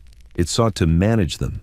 Jewelry proved the perfect instrument, brilliant enough to distract, structured enough to contain. And beneath the jewels, the woman learned to exist within the frame. Girlhood in the Gilded Age was defined as much by what was absent as by what was allowed. Before a girl ever learned the weight of gold or the restraint of pearls, she learned their denial. Jewelry, in its most potent forms, was withheld deliberately, not for reasons of economy, but of control. The unadorned body was a signal of incompletion, of preparation, of a future not yet authorized to arrive. Young girls were permitted tokens rather than ornaments, a simple pin, a modest locket, perhaps a ribbon clasped with metal too light to leave an impression. These objects did not confer status, they rehearsed it. They taught the body to accept adornment without yet allowing it to speak. Jewelry at this stage was instruction, not declaration.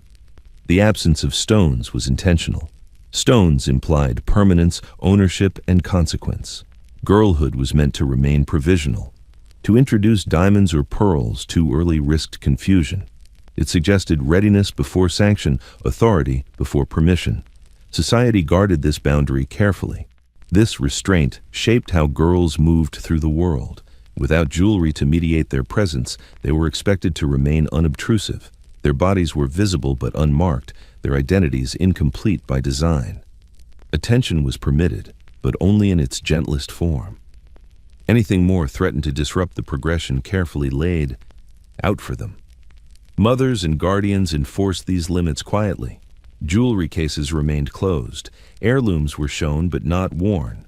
Girls were allowed to touch, to admire, to imagine, but not to claim. The lesson was clear. Adornment would arrive when the body had been properly exchanged into another role. This withholding also functioned as anticipation. Jewelry dangled in the future like a reward, its arrival tied to obedience, marriageability, and correct development. The promise of adornment encouraged compliance.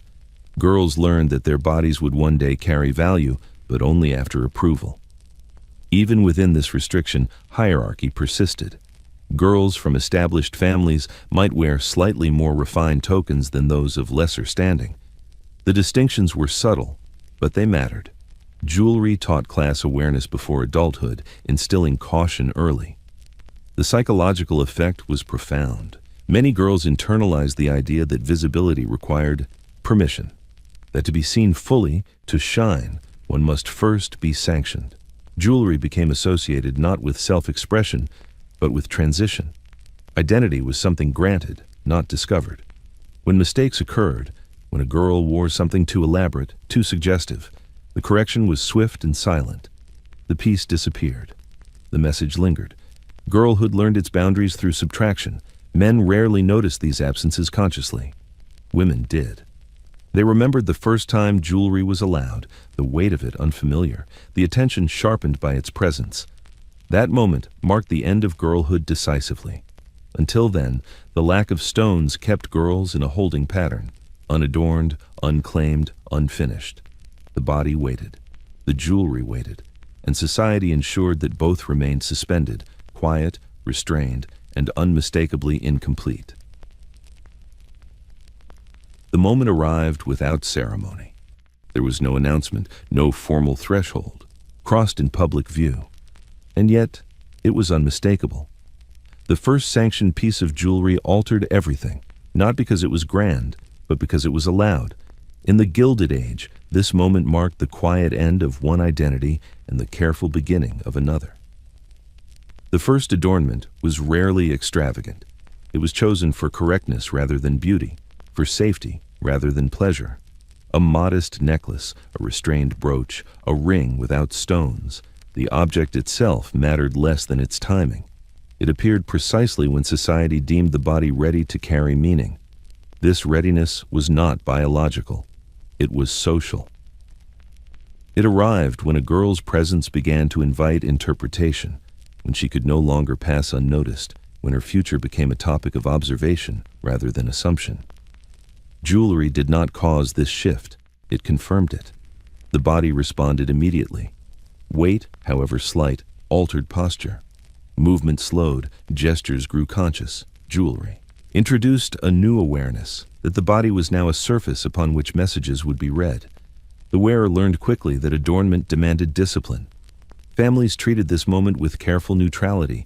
No celebration risked drawing attention to the transition. The jewelry was offered as if inevitable, as though it had always belonged there. This presentation preserved the illusion that nothing had changed, while ensuring everything had. For the wearer, the effect was disorienting. Attention sharpened subtly. Eyes lingered where they had once passed over. Conversations adjusted in tone. Expectations shifted without explanation. Jewelry opened doors, but it also narrowed paths. Possibility increased as freedom diminished. The first adornment also established precedent. From that moment onward, the wearer would be judged against it. Too much deviation invited correction. Too little suggested retreat. Jewelry became a baseline from which identity would be measured. Peers noticed immediately. Other women recognized the change, not through announcement, but through alignment. The newly adorned body entered a different category, neither child nor fully claimed adult, but something in between. Jewelry marked this liminal state with precision. Men, often unaware of the mechanics, responded nonetheless. Their attention recalibrated. The wearer became visible in a new way, still protected, still distant, but no longer neutral. Jewelry mediated this shift, ensuring it remained controlled. Mistakes at this stage were costly. A piece too bold suggested impatience, too timid suggested unreadiness. The first adornment had to be exactly correct because it set the tone for all that followed. Society forgave little at beginnings, yet despite its restraint, this moment carried weight. It signaled entry into a system that would now speak through the body continuously. Jewelry became both marker and mechanism, guiding perception from that point forward. The girl did not vanish, but she was no longer unmarked. With the first sanctioned adornment, identity stepped into view, quietly, permanently, and under watch. Masculinity, in the Gilded Age, announced itself by refusing to announce. While women's jewelry carried the burden of visibility, men's adornment was governed by subtraction. Authority was not meant to shimmer. It was meant to settle. The less said, the more firmly it was understood. Jewelry worn by men existed not to attract attention, but to confirm order already assumed. This restraint was not simplicity. It was discipline refined into custom. Men were permitted jewelry only where it served function or lineage. A watch, heavy and precise, affirmed punctuality and control over time. A signet ring authorized representation of family, of business, of inheritance. Cufflinks and studs confirmed formality without personality. Each piece existed within a narrow register of acceptability, and deviation from it was immediately legible. The absence of excess was critical. Masculine authority depended on the illusion that power required no reinforcement. Jewelry that appeared chosen for pleasure rather than purpose unsettled this illusion. It suggested vanity, leisure, or emotional investment, qualities considered incompatible with command. A man who adorned himself too carefully invited suspicion not of wealth, but of temperament. This suspicion operated quietly. No one accused. Instead, authority drifted elsewhere. Influence thinned. The man remained present, but less central. Jewelry missteps did not disgrace men openly. They repositioned them subtly. Restraint also protected hierarchy. Old families wore the same forms of jewelry generation after generation, rarely altering style or proportion. A signet ring passed unchanged through decades carried more authority than any newly commissioned piece. Wear and age were virtues. They suggested continuity of obligation rather than accumulation of novelty. Men from New Wealth struggled with this discipline. Accustomed to demonstrating success through acquisition, they mistook restraint for emptiness. Some adorned themselves excessively, believing refinement could be learned quickly. Others stripped jewelry away entirely, mistaking austerity for legitimacy. Both errors betrayed uncertainty. Authority required balance, not absence. Masculine jewelry also reinforced distance. Unlike women's adornment, which invited interpretation, men's pieces discouraged it. They were meant to be noticed only briefly, if at all. Their power lay in recognition by those who already understood their meaning. Jewelry thus became a private signal rather than a public display. This privacy extended to emotion. Jewelry associated with sentiment, lockets, charms, personal tokens, was excluded from masculine visibility. Such objects, if kept at all, remained hidden. Public masculinity required emotional opacity. Jewelry complied. The physical experience of restraint shaped behavior. A heavy watch chain anchored posture. A ring worn daily impressed obligation upon the hand. Jewelry trained men to feel responsibility continuously without indulgence. It reinforced the expectation that authority was burdensome, not decorative. Even in mourning, masculine restraint persisted. Jewelry darkened, simplified, but rarely vanished. Authority could not afford invisibility. The system demanded continuity, even through loss. Men complied. In this way, jewelry upheld a particular vision of masculinity, controlled, inherited, and resistant to expression. It ensured that power appeared natural rather than performed. Men did not wear jewelry to be seen. They wore it so that nothing needed to be said.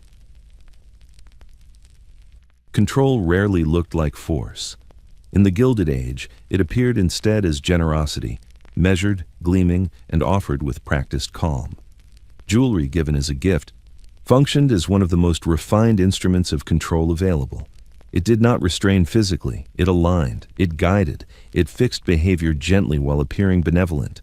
To receive jewelry was to accept more than an object. It was to accept terms. Gifts of jewelry often arrived at moments of transition, engagements, marriages, anniversaries, reconciliations. Their timing was intentional.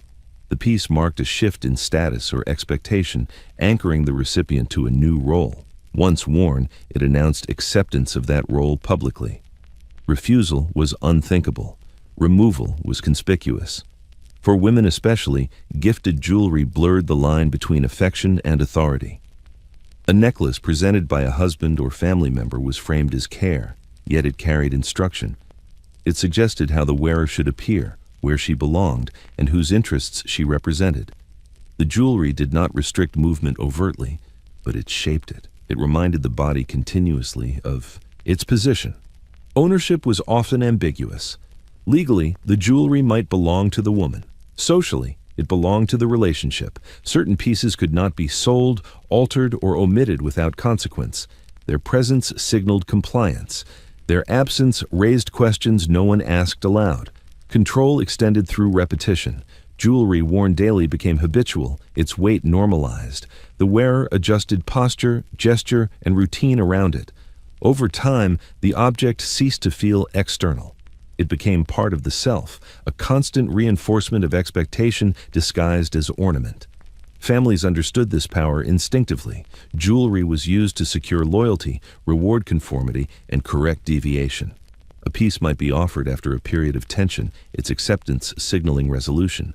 Another might be withheld, its absence communicating disapproval. The exchange required no confrontation. The message was clear. Even compliments reinforced control. Praise focused on how well the jewelry suited the wearer, not on the wearer herself. Identity was redirected toward adornment. The woman became the frame. The jewelry held the meaning. Men exercised control differently, but no less deliberately. Jewelry given to wives or daughters extended masculine authority into social spaces they did not directly occupy. A man need not attend every gathering. His presence was signaled through the adornment he had sanctioned. The most effective control was subtle. Jewelry that appeared purely aesthetic carried the deepest influence. It shaped choices unconsciously, encouraging the wearer to align behavior with expectation in order to wear it properly. Improper use felt like personal failure rather than imposed limitation. What made this system durable was its plausibility. Jewelry could always be described as kindness, generosity, or tradition.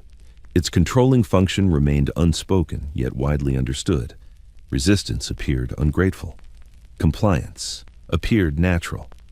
Over time, jewelry trained its wearers to police themselves. They anticipated expectation, adjusted appearance preemptively, and avoided conflict by aligning with the object's implied authority. Control no longer required enforcement, it was worn willingly. Thus, jewelry achieved what rules alone could not. It entered the intimate space of the body, shaping identity through daily contact. It enforced hierarchy without resentment, obedience without command. It did not need to restrain, it only needed to shine. The body was never incidental.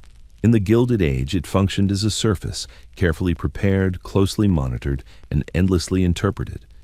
Jewelry did not simply rest upon the body, it transformed it into a display case, a living structure designed to carry value visibly and without protest.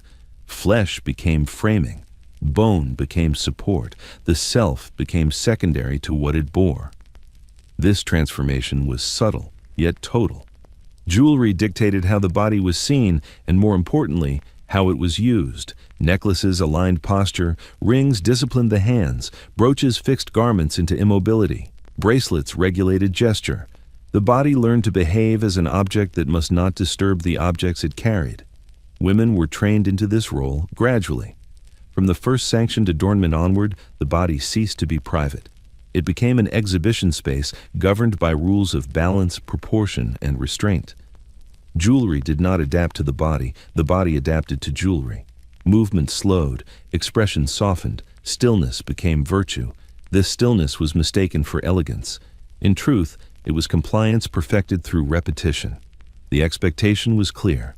The body existed to carry meaning that did not originate from itself. Jewelry represented lineage, wealth, alliance, obligation.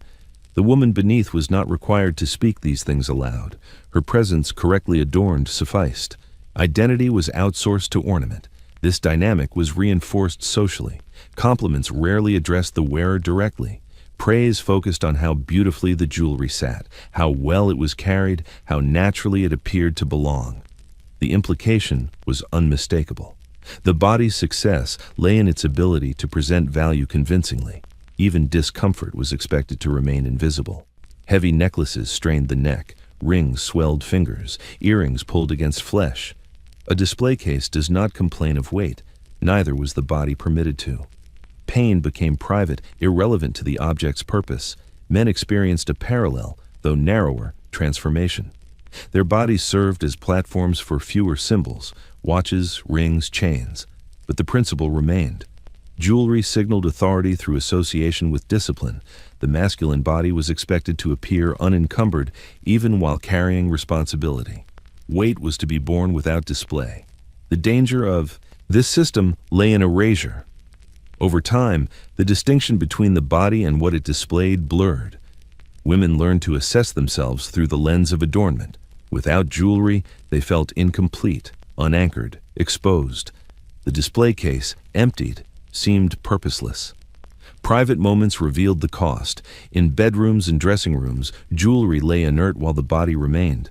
Here, without framing, the self emerged uncertainly. The transition back into adornment felt like a return to order, a relief as much as a restriction. The display case resumed its function. Society depended on this arrangement. By turning bodies into carriers of visible value, it preserved hierarchy efficiently. Jewelry moved through generations without disruption. Bodies served as temporary vessels, their individuality contained within acceptable limits. The brilliance lay in the system's invisibility. No one announced that women were display cases. It simply became true through habit, expectation, and praise. Jewelry performed its role flawlessly. The body stood still. The jewelry spoke, and the world understood what it was meant to see. Refusal was never part of the ritual. When family jewelry appeared, lifted from its case, presented with measured solemnity, it arrived already decided. The gesture mimicked generosity, but the outcome was fixed. To accept was expected. To refuse was unthinkable. These pieces were not offered for pleasure. They were assigned. Family jewelry carried authority precisely because it predated the wearer. It arrived burdened with memory, obligation, and instruction. Rings that had sealed earlier marriages, brooches worn through decades of social navigation, necklaces that had survived births, alliances, deaths. The object did not ask permission. It demanded continuity. Such pieces were rarely comfortable. Their weight was literal and symbolic.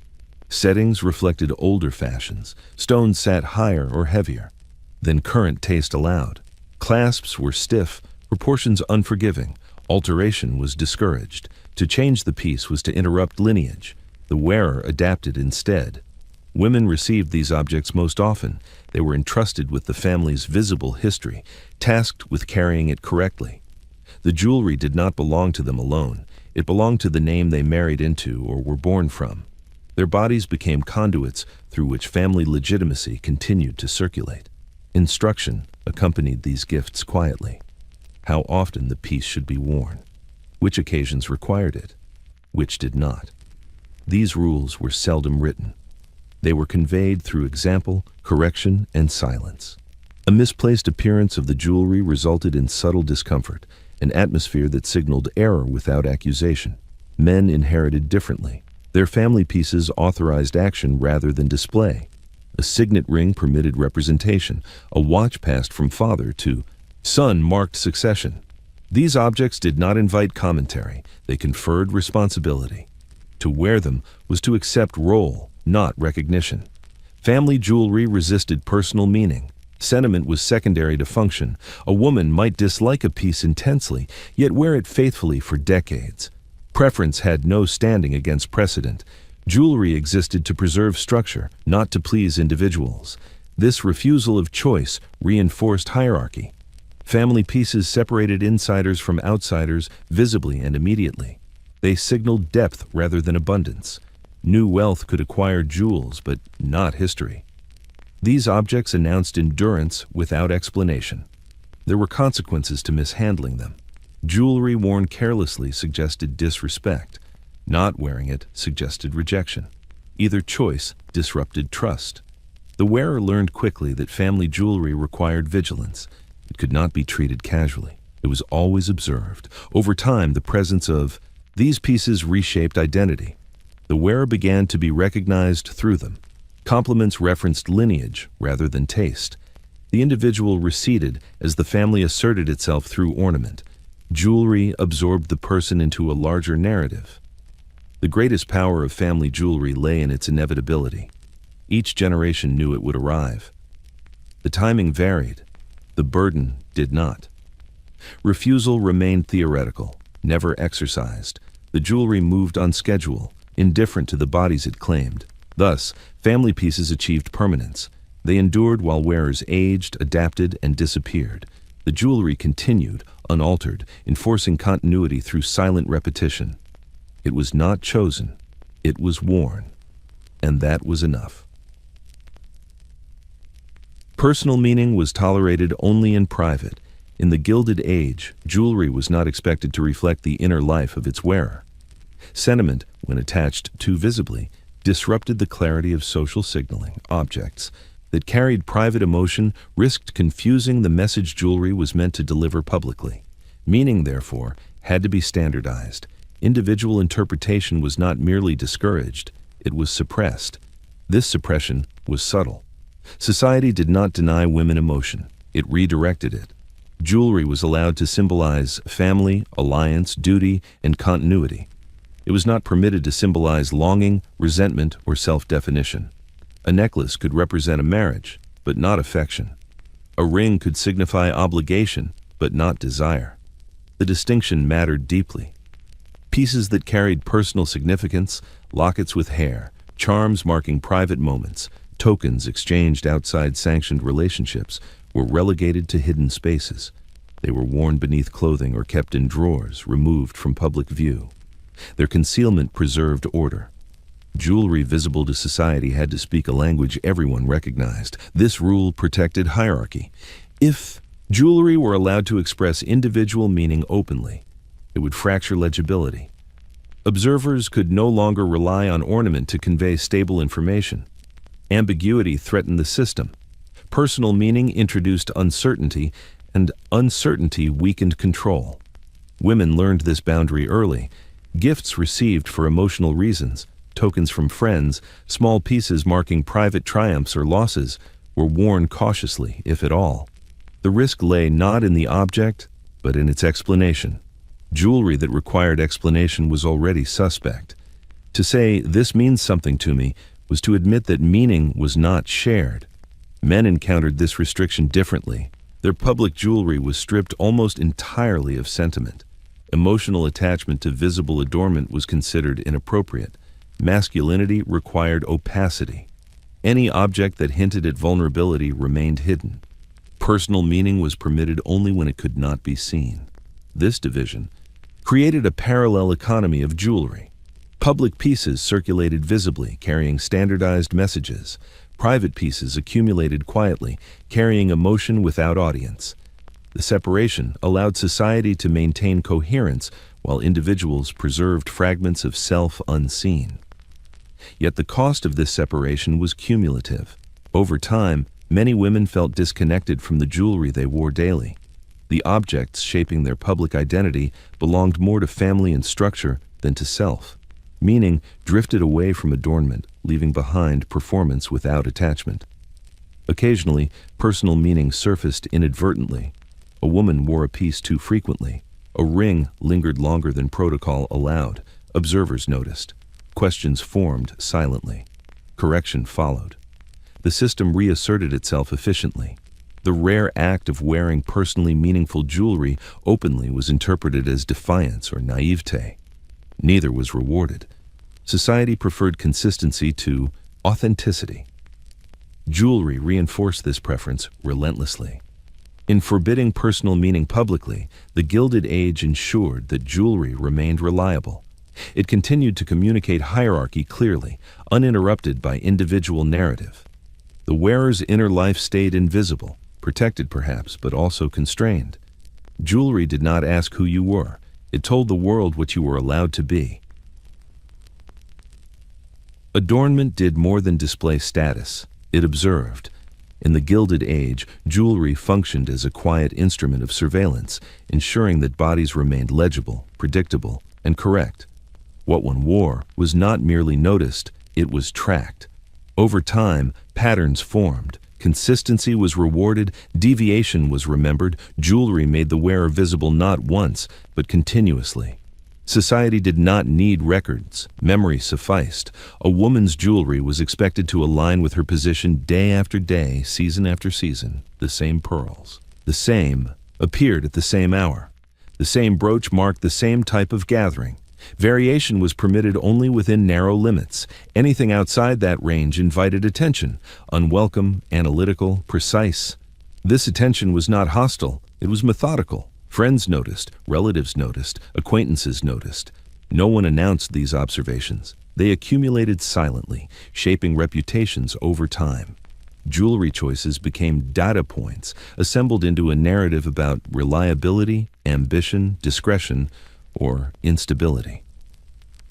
Women lived under this gaze most acutely. Their bodies were already subject to interpretation. Jewelry intensified it. A necklace worn more frequently than usual suggested change.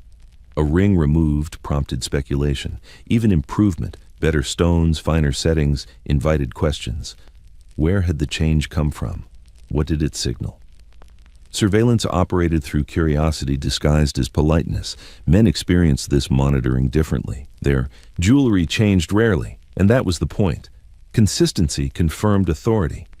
A sudden addition or alteration drew attention precisely because it violated expectation. Surveillance ensured that masculine power remained static, resistant to display. What made jewelry an ideal surveillance tool was its permanence. Clothing could change without comment. Jewelry endured. It marked time. Observers remembered what had been worn years earlier and noticed when it disappeared. Jewelry recorded life stages more accurately than conversation ever could. Surveillance also reinforced conformity preemptively. Knowing they were watched, wearers adjusted behavior before correction became necessary. Jewelry was selected cautiously. Repetition favored over experimentation. The system required no enforcement beyond awareness. Even mistakes were instructional. A single misjudged appearance became reference. The wearer corrected course, often permanently. Jewelry trained compliance through memory rather than punishment. Families relied on this surveillance. It ensured that members upheld collective reputation. Jewelry served as a visible reminder that individual behavior reflected upon the whole. Deviations were not confronted directly, they were corrected through expectation and repetition. The most effective surveillance was invisible. Wearers often believed their choices unnoticed, their adjustments private. In reality, nothing escaped attention. Jewelry circulated through social spaces like a record, silently confirming alignment or deviation. In this way, adornment sustained order. It allowed society to monitor itself without overt control. Jewelry became both signal and sensor, displaying status while ensuring it remained within bounds. The wearer moved, the jewelry watched, and society, attentive and quiet, took note. Identity, once adorned, hardened. In the Gilded Age, jewelry did not merely reflect who a person was understood to be. It ensured that understanding endured. What began as signal became structure. Over time, repeated adornment fixed identity into place, rendering reinvention difficult and often suspect. Metal, after all, does not change easily. Neither did reputation. Jewelry's power lay in repetition. The same pieces worn across years accumulated meaning through familiarity. Observers learned to associate a woman with a particular necklace, a specific brooch, a set of rings worn without variation. These objects became shorthand. They replaced inquiry. Identity condensed into form. This condensation was efficient but unforgiving. A woman known for restraint could not suddenly adopt brilliance without provoking speculation. A man associated with minimal adornment could not introduce ornament without unsettling authority. Jewelry created expectation, and expectation resisted disruption. The body became a site of continuity rather than evolution. The system rewarded predictability. Those who remained consistent were described as reliable, composed, settled. Jewelry reinforced this impression daily. Stability appeared natural because it was repeated visibly. Change, by contrast, appeared intentional, and intention was suspicious. This rigidity affected life transitions profoundly. Marriage allowed expansion, but only along prescribed lines. Widowhood demanded contraction, again according to rule. Beyond these sanctioned shifts, movement was discouraged. Jewelry enforced the idea that identity progressed along a narrow track and then remained fixed. Attempts at reinvention were read as instability. A woman altering her jewelry style dramatically invited questions about motive. Financial trouble, social ambition, emotional upheaval. Society did not require answers. The suspicion itself altered treatment. Jewelry thus policed not only appearance, but narrative. Men faced similar constraints, though less frequently tested. Their jewelry anchored authority to continuity. A signet ring worn unchanged for decades suggested legitimacy unbroken. Removing it or replacing it risked signaling disruption. Authority depended on appearing uninterrupted. What made this fixation powerful was its subtlety.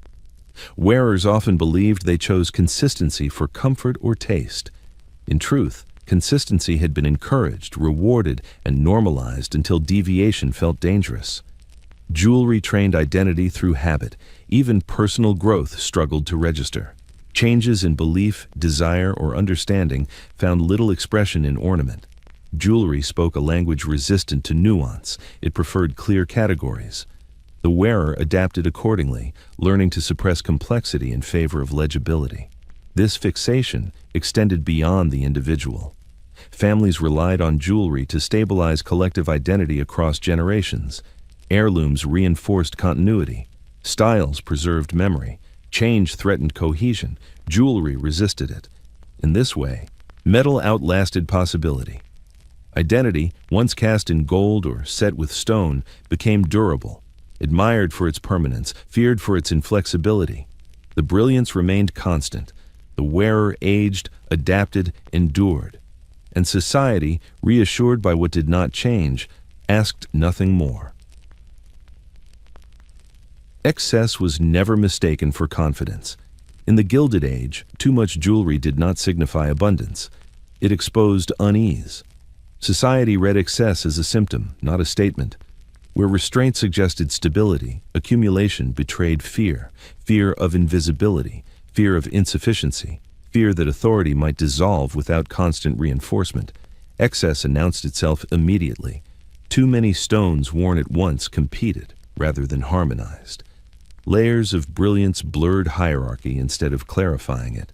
Jewelry that strained for attention revealed its wearer's need to be seen.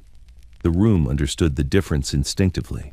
This anxiety was most visible among those whose position felt newly earned or tenuous. Jewelry became a shield against doubt, its shine deployed to mask uncertainty. Yet the effect reversed itself. Excess invited scrutiny. It encouraged comparison. It demanded judgment. The very attempt to secure status exposed its fragility. Women bore this scrutiny relentlessly. A woman adorned too heavily appeared unsettled, overcorrecting, compensating, insisting. The display suggested that legitimacy required constant proof. Society responded by withholding reassurance. Invitations cooled. Praise shifted to silence. Excess did not elevate, it isolated. Men fared no better. Excess ornamentation unsettled masculine authority sharply. Jewelry beyond strict convention suggested indulgence or instability. Power, after all, was meant to appear unbothered by display. A man who decorated himself too carefully seemed preoccupied with appearance, with perception, with approval. Authority drifted elsewhere. Excess also disrupted legibility. Jewelry functioned as language only when its signals were clear. Over-adornment blurred messages, creating noise where clarity was prized. Observers could no longer determine which stone mattered, which alliance was primary, which obligation held. Confusion bred distrust. Ironically, those most tempted by excess were often those least able to afford it comfortably. Jewelry acquired hastily, worn eagerly, announced not prosperity, but pressure. Old society recognized this pattern immediately. It had seen it before, repeatedly, across generations of ascent and collapse. Even wealth long established could fall prey to anxiety. Moments of transition, declining fortunes, shifting alliances, uncertain heirs often produced excess. Jewelry grew larger, brighter, more insistent. The display attempted to freeze authority in place through repetition. Society noticed. The effort betrayed concern. The correction was rarely explicit. Excess was not condemned. It was endured. The wearer continued to appear. The jewelry continued to shine. But the response changed. Attention dulled. Respect thinned. Excess trained society to look past the wearer rather than toward them. Over time, those who erred learned restraint through consequence. Jewelry was pared back gradually, quietly. Excess retreated, leaving behind a faint memory of miscalculation. Reputation, once shaken, recovered slowly. The Gilded Age valued calm above all else. Jewelry was expected to appear inevitable, not urgent. Excess violated this expectation by revealing emotion, need, insecurity, desire for validation. Such revelations unsettled a society built on composure. Thus, excess became diagnostic. It signaled imbalance long before collapse occurred. Jewelry served as early warning, reflecting anxiety outward even when words denied it. The shine grew brighter, the foundation grew weaker, and society, attentive and patient, waited. Fashion never announced its arrival. Politely. In the Gilded Age, shifts in style moved slowly enough to appear harmless, yet decisively enough to destabilize entire social arrangements. Jewelry, bound as it was to status and permission, felt these shifts first. A new cut, a revised setting, a length altered by inches, small changes with disproportionate consequences. What had once read as correct began, quietly, to read as dated. This was where panic entered. It did not arrive as hysteria or complaint. It settled instead into drawing rooms and dressing tables, into moments of hesitation before mirrors. Jewelry that had once guaranteed legitimacy now risked misinterpretation. To continue wearing it unchanged suggested stagnation. To alter it too quickly suggested desperation. The balance was treacherous. Old families experienced this tension acutely. Their authority relied on continuity, yet fashion threatened to recode the very symbols that had sustained it. A necklace passed through generations could suddenly appear heavy, old-fashioned, out of alignment with new silhouettes. To modernize it risked erasing history. To leave it untouched risked irrelevance. Neither option felt safe. Women felt this pressure immediately. Their jewelry functioned as visible proof of awareness. To lag behind fashion implied withdrawal from social life. To embrace it too eagerly implied instability. The correct response lay somewhere between, adjusting just enough to remain legible without appearing reactive. This adjustment required constant vigilance. The panic was quiet, because it had to be. Open concern about fashion betrayed uncertainty. Society rewarded those who appeared unaffected by change, even as they adapted carefully. Jewelry cases began to reflect this anxiety. Pieces rotated subtly, older settings paired with newer garments, small concessions made without acknowledgement. New wealth interpreted fashion shifts differently. For them, change offered opportunity. New styles promised a chance to reset perception, to align with modernity rather than lineage. Jewelry was commissioned eagerly, designs fresh and conspicuous.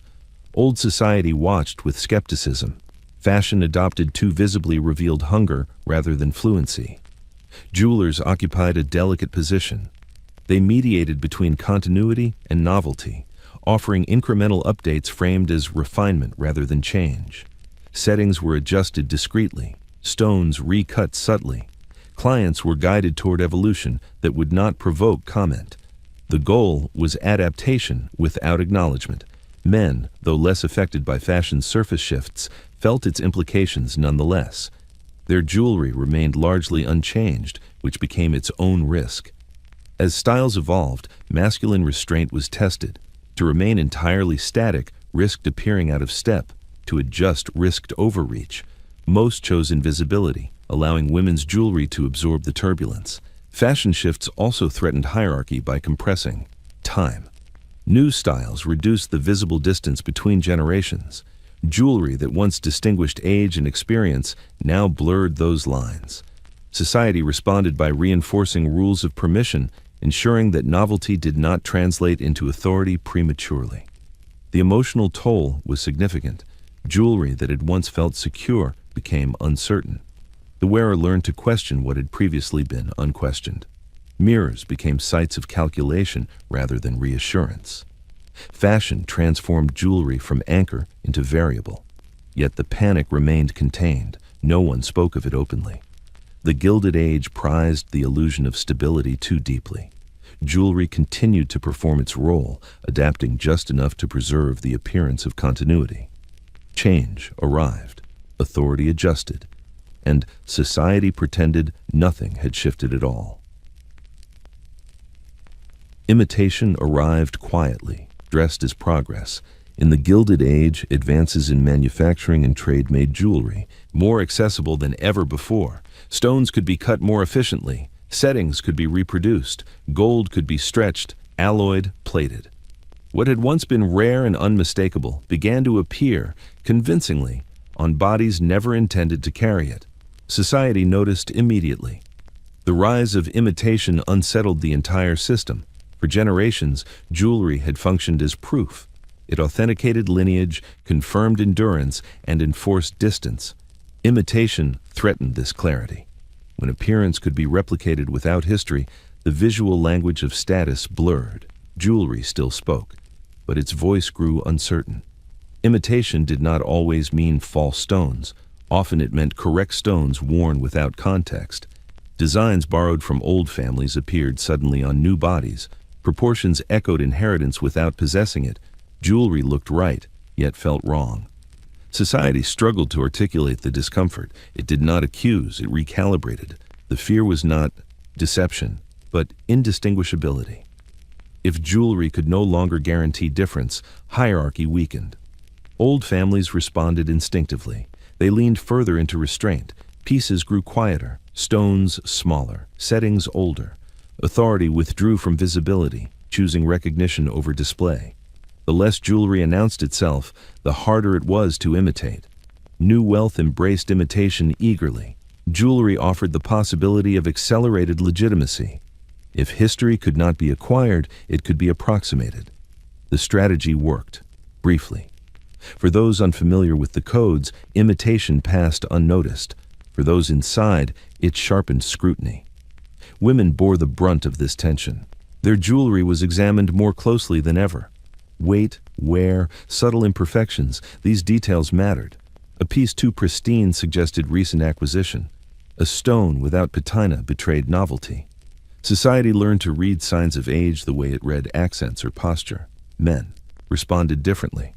Their jewelry remained minimal, difficult to imitate convincingly. A signet ring carried authority not because of its appearance, but because of recognition. Imitation failed here more often, lacking endorsement. Authority remained protected. Jewelers adapted quickly. Some specialized in reproduction, catering to aspiration. Others doubled down on bespoke work, emphasizing provenance and craftsmanship. The market split along the same lines as society itself. Jewelry mirrored hierarchy rather than dissolving it. Imitation also exposed anxiety within established circles. If appearance alone could be replicated, what remained of distinction? Old society answered by retreating into invisibility, privileging what could not be seen. Memory, recognition, assumption. Jewelry became quieter still. Yet imitation persisted.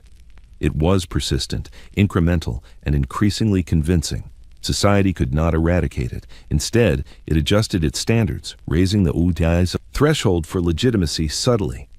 Jewelry alone was no longer enough. Context became essential. In this way, imitation reshaped the system without overturning it. It forced jewelry to evolve from proof into test. The wearer had to carry not only the object, but the authority to sustain it. The jewelry shone.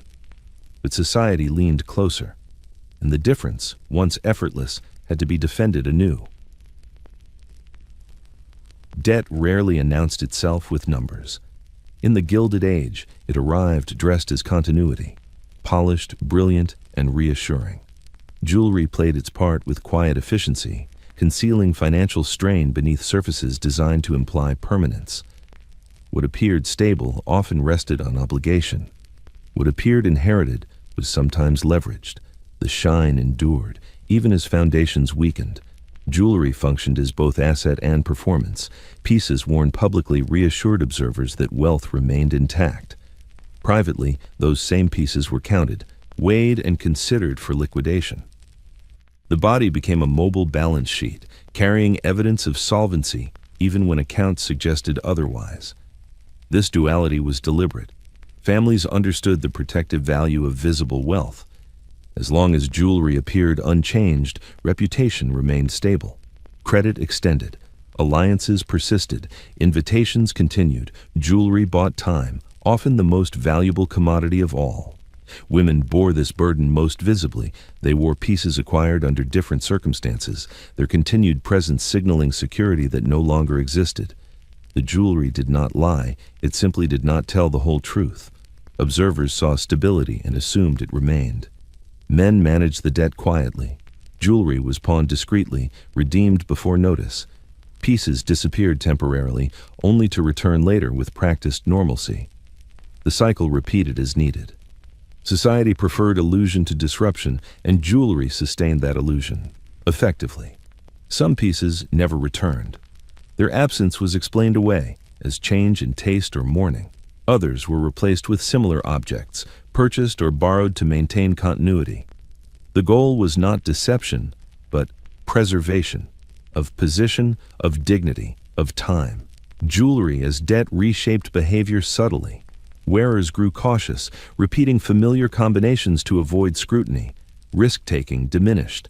The jewelry became both shield and reminder, its weight pressing against awareness of fragility. Old families recognized the signs. They noticed when a familiar brooch vanished for a season, when a necklace appeared less frequently, when settings changed subtly, stones recut to improve value. These observations were never discussed openly. Sympathy existed, but distance remained. New wealth experienced this dynamic differently. Accustomed to liquidity, they underestimated jewelry's capacity to bind. Pieces acquired eagerly became liabilities when fortunes shifted. The jewelry that had announced arrival now complicated retreat. Selling it publicly invited speculation. Keeping it invited scrutiny. The emotional toll was considerable. Jewelry that once reassured began to accuse. Its continued presence felt performative, even burdensome. The wearer carried not only weight but awareness of fragility masked by brilliance. What made jewelry such an effective vessel for debt was its ambiguity. It could represent stability or strain depending on context, invisible to most. Society chose to read reassurance. The system depended on it. In this way, jewelry allowed the Gilded Age to postpone reckoning. It smoothed over fluctuation, extending the life of reputations beyond the life of fortunes. Debt remained private, shine remained public. The necklace rested where it always had. The account balance shifted unseen, and society, comforted by continuity, asked nothing more. Selling jewelry was never discussed. In the Gilded Age, the act itself carried a kind of social violence. Jewelry was meant to endure, to pass from hand to hand within a family, accumulating legitimacy through time. To sell it disrupted this rhythm. It suggested interruption, failure, retreat. And so, when stones were sold, it happened quietly, carefully, and without witnesses. Silence was essential. Public sale invited speculation, and speculation was contagious. It traveled faster than truth and lingered longer. A diamond offered openly to the market invited questions no family wished to answer. Why now? What had changed? What weakness had been exposed? Silence prevented these questions from forming. Transactions were conducted through intermediaries, trusted jewelers, distant cities, discreet arrangements. Pieces were described clinically, stripped of narrative. Provenance was minimized. History became irrelevant. The stone was reduced to weight, cut, clarity. Identity dissolved into commodity. Women experienced this loss most acutely. Jewelry sold was often jewelry worn, pieces that had shaped their public identity for years. Its absence required explanation, yet none could be given. A necklace disappeared. A brooch was no longer seen. Observers noticed, though they pretended not to. Silence replaced inquiry. Replacement strategies followed. Similar pieces appeared, often less substantial. Borrowed jewelry filled gaps temporarily. Old combinations were rearranged to obscure loss. The goal was continuity, not honesty. Jewelry had to appear unchanged even as it diminished. Men managed the process pragmatically. Jewelry was converted into liquidity when necessary, its sale framed as prudence rather than desperation. Yet the emotional weight remained. Selling a family piece felt like erasure, a break in the visible record of endurance. The decision was rarely reversed. The most painful sales involved heirlooms. These stones carried history no ledger could record. Their removal severed a link between generations. Once sold, they vanished into anonymity. Their past dissolved into market value. The family's visible history contracted. Society responded with discretion. Those who noticed said nothing. To acknowledge the loss would be to destabilize the system. Silence preserved dignity for both observer and observed. Jewelry's disappearance was treated as private, even though its absence spoke loudly. The fear of this moment shaped behavior long before it arrived. Families conserved jewelry obsessively, aware that once sold it could not be replaced with its meaning intact. Jewelry became a final reserve, a boundary not to be crossed unless survival demanded it. When stones were sold, identity shifted subtly.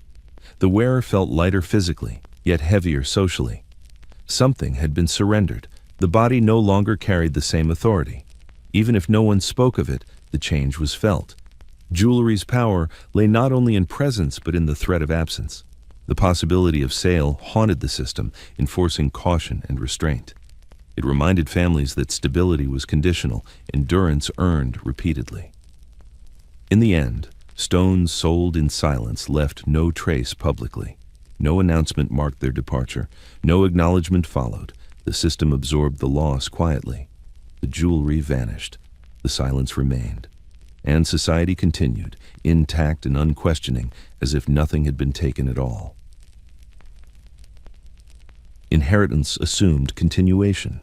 In the Gilded Age, jewelry was created, acquired, and preserved with an expectation so ingrained it rarely required articulation, that it would be worn again, passed on, reappearing on another body, another generation, another carefully prepared surface. Jewelry was designed to outlast individuals, but never lineage. When heirs failed to materialize, the system faltered quietly. Inheritance without heirs unsettled the logic of adornment.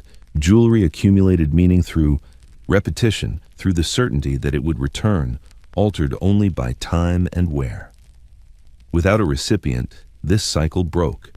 The objects remained, intact yet purposeless, their authority suspended. They existed without destination, which in a system built on continuity was deeply destabilizing. Families confronted this absence with discomfort. Jewelry cases stayed closed longer. Heirlooms were handled less frequently. Pieces once worn reliably now appeared only on rare occasions, their presence tinged with uncertainty. To wear jewelry without knowing where it would go next felt improper, almost indulgent.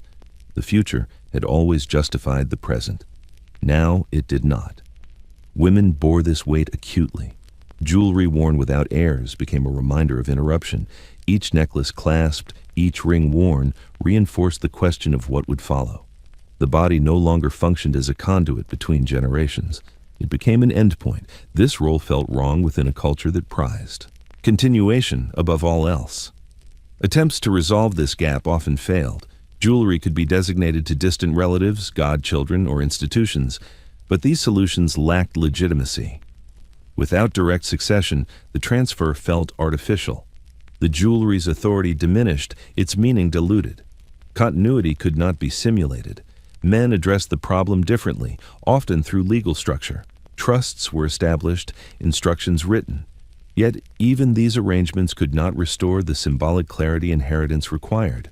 Jewelry transferred without blood or marriage lost its social coherence. It survived materially, but not culturally. The presence of such jewelry created unease. Pieces worn by those without heirs were read differently. They suggested finality rather than continuity. Society responded with subtle withdrawal, uncertain how to interpret adornment that no longer promised return. In some cases, jewelry was sold preemptively to avoid this ambiguity. The decision was framed as practicality, but it was deeply symbolic. Better to dissolve meaning entirely than to allow it to stagnate. Stones sold anonymously avoided the discomfort of orphaned significance. In other cases, jewelry was locked away permanently. It became archive rather than adornment, preserved without function. These pieces existed in limbo, valuable yet inactive, meaningful yet mute. They no longer spoke the language of society fluently. Inheritance without heirs exposed jewelry's dependence on narrative. Without a future wearer, its authority faltered. The object remained, but its voice softened. It could no longer assert lineage convincingly. It became historical rather than active. This shift altered how jewelry was experienced by its final wearer. Adornment lost some of its assurance. The act of wearing felt provisional, even melancholic. Jewelry that once signaled permanence now underscored its absence. In the Gilded Age, jewelry required a future to justify its present. Without heirs, the shine endured, but its purpose dimmed. The clasp closed, the lineage did not continue, and the system, built on return, hesitated, quietly, uneasily, and without remedy. Time did not negotiate with jewelry. In the Gilded Age, adornment was designed to endure, metal resisting tarnish, stones resisting fracture, settings resisting change. The body beneath, however, did not share this resilience. As years accumulated, the contrast grew increasingly visible. Jewelry remained consistent, the wearer did not. This disparity unsettled a society invested in continuity. Gold rested against skin that thinned, rings circled fingers that swelled, then narrowed again. Necklaces settled lower as posture softened. Earrings pulled more noticeably, their weight unchanged while flesh yielded. Jewelry did not adjust. The body was expected to. Aging disrupted the illusion that jewelry could fix identity permanently. Pieces once associated with vitality now carried different implications. Diamonds worn in youth suggested promise. Worn in age, they suggested endurance or refusal to recede. Society watched these transitions closely, measuring appropriateness against expectation. Women experienced this scrutiny most sharply. Their jewelry had long functioned as proof of relevance. As the body aged, the same pieces began to attract commentary, not spoken, but unmistakable. Was the adornment dignified or defiant, appropriate or excessive? The judgment shifted without warning. Some responded by reducing adornment gradually. Jewelry receded, stone by stone, piece by piece.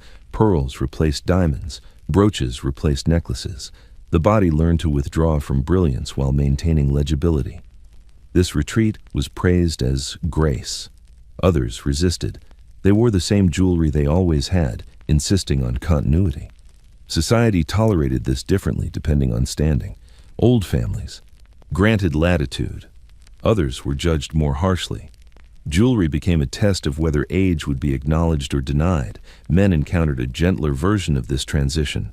Their jewelry remained largely unchanged, its meaning stable. Authority aged more easily than visibility. A signet ring worn into old age confirmed continuity rather than disruption. Masculine adornment did not compete with the body, it accompanied it. The physical discomfort of aging beneath jewelry was rarely acknowledged. Clasps became harder to manage. Rings tightened or loosened unexpectedly. Weight felt heavier, yet removal invited interpretation. The body endured quietly, preserving appearance at personal cost. Jewelry also recorded time mercilessly. Older pieces bore marks of wear that mirrored the body's changes. Stones dulled slightly. Settings softened. These traces were valued. They suggested shared endurance, object and wearer aging together. New jewelry worn on an aging body lacked this harmony and drew attention. The tension between body and ornament forced decisions. Some pieces were retired ceremonially, stored as memory rather than worn. Others were altered discreetly to accommodate change, though alteration risked disrupting lineage. Each choice carried implication. In aging beneath gold, the wearer confronted jewelry's limits. It could preserve appearance but not time. It could maintain status but not youth. The system adjusted, as it always did, rewarding those who aligned change with expectation. The jewelry remained. The body changed. And society, attentive and exacting, measured the distance between them, quietly deciding when brilliance should soften, when presence should fade, and when endurance alone was enough. Relevance did not end abruptly. In the Gilded Age, it thinned, slowly, almost imperceptibly, until it became something fragile and easily disrupted.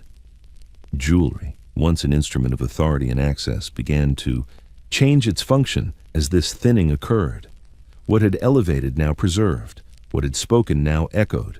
Adornment after relevance was no longer about assertion, it was about maintenance. Women whose social centrality had passed did not abandon jewelry entirely. That would have suggested erasure. Instead, they adjusted. Pieces grew smaller, quieter, less demanding of attention. Diamonds appeared less frequently. Pearls returned as default. Brooches replaced necklaces, their placement more controlled, their presence less conspicuous. Jewelry remained, but it no longer asked to be noticed first. This shift was not formally acknowledged. No ceremony marked the transition. The woman simply found that the same jewelry produced a different response. Conversations shortened. Invitations arrived less urgently. Attention moved elsewhere. The jewelry had not failed. Its context had changed. For some, this transition brought relief. The pressure to signal constantly diminished. Jewelry became lighter in meaning, if not in weight. Adornment could finally serve comfort rather than strategy. Yet even this freedom was conditional. Too much retreat risked invisibility. Jewelry still had to affirm presence, however subdued. Others experienced the shift as loss. Jewelry that had once guaranteed relevance now felt performative, maintaining a role that no longer existed. The act of dressing became ritual rather than necessity. Adornment persisted out of habit, its purpose increasingly internal rather than social. Men experienced this phase differently. Their relevance declined less visibly, cushioned by authority that extended beyond display. Jewelry continued to confirm respectability even as influence waned. Masculine adornment did not compete for attention, it simply remained. Society treated adornment after relevance with polite ambiguity. The wearer was acknowledged, respected, but no longer central. Jewelry functioned as a courtesy, a reminder of what had been, not a claim on what remained. The system allowed this grace, provided it was not abused. The danger lay in overcompensation. Jewelry worn too boldly after relevance invited discomfort. It suggested denial. Society responded with quiet distance. The message was clear. Endurance was admirable, insistence was not. Jewelry thus taught acceptance. It guided wearers toward retreat without humiliation, offering a controlled descent rather than sudden disappearance. Adornment softened the edges of transition, preserving dignity even as influence faded. In private, jewelry acquired new meaning. Pieces once chosen for effect were now chosen for memory. A necklace recalled a season long past. A ring remembered a role once inhabited fully. Adornment became archival rather than performative. The brilliance dulled, not in material, but in expectation. Jewelry remained present, but it no longer commanded. And society, always attentive to shift, allowed adornment after relevance to exist quietly, visible enough to honor the past, restrained enough not to disturb the present. The fading did not arrive as collapse. It came as thinning, of certainty, of patience, of faith in surfaces that had once seemed permanent. The Gilded Age did not end with a single event. It receded, its edges softening until what had once gleamed with confidence began to reflect unease instead. Jewelry felt this change before language did. Pieces remained. Gold did not dissolve. Stones did not dim on command. Yet their meanings shifted subtly, as if the air around them had altered. What had once declared assurance now suggested insistence. What had once implied inevitability now felt rehearsed. Jewelry continued to perform, but the audience listened differently. The social codes that had governed adornment so precisely grew less reliable. Old money's restraint no longer guaranteed deference. New wealth's glitter no longer shocked in the same way. The distinctions blurred, not because jewelry failed, but because belief in what it signified weakened. Authority became less certain, less automatic. Women sensed this first. Jewelry that had once opened rooms now opened them only partially. Attention moved elsewhere, toward speed, novelty, ambition expressed openly rather than quietly. The careful grammar of stones began to sound old-fashioned, its pauses too long, its meanings too restrained for a world growing impatient. Men noticed later. Their minimal adornment persisted, but its assurance felt thinner. Authority now required demonstration beyond inheritance. Jewelry alone could no longer carry the burden of legitimacy. The signet ring still mattered, but it no longer sufficed. This erosion unsettled those invested in continuity. Jewelry cases remained meticulously organized, yet their contents felt increasingly ceremonial. Adornment became ritual rather than strategy. Pieces were worn because they had always been worn, not because they still governed outcomes. Fashion accelerated, further undermining stability. Styles shifted faster than jewelry could adapt meaningfully. Old settings appeared suddenly heavy, symbolic of an era unwilling to release control. New designs lacked the weight of tradition.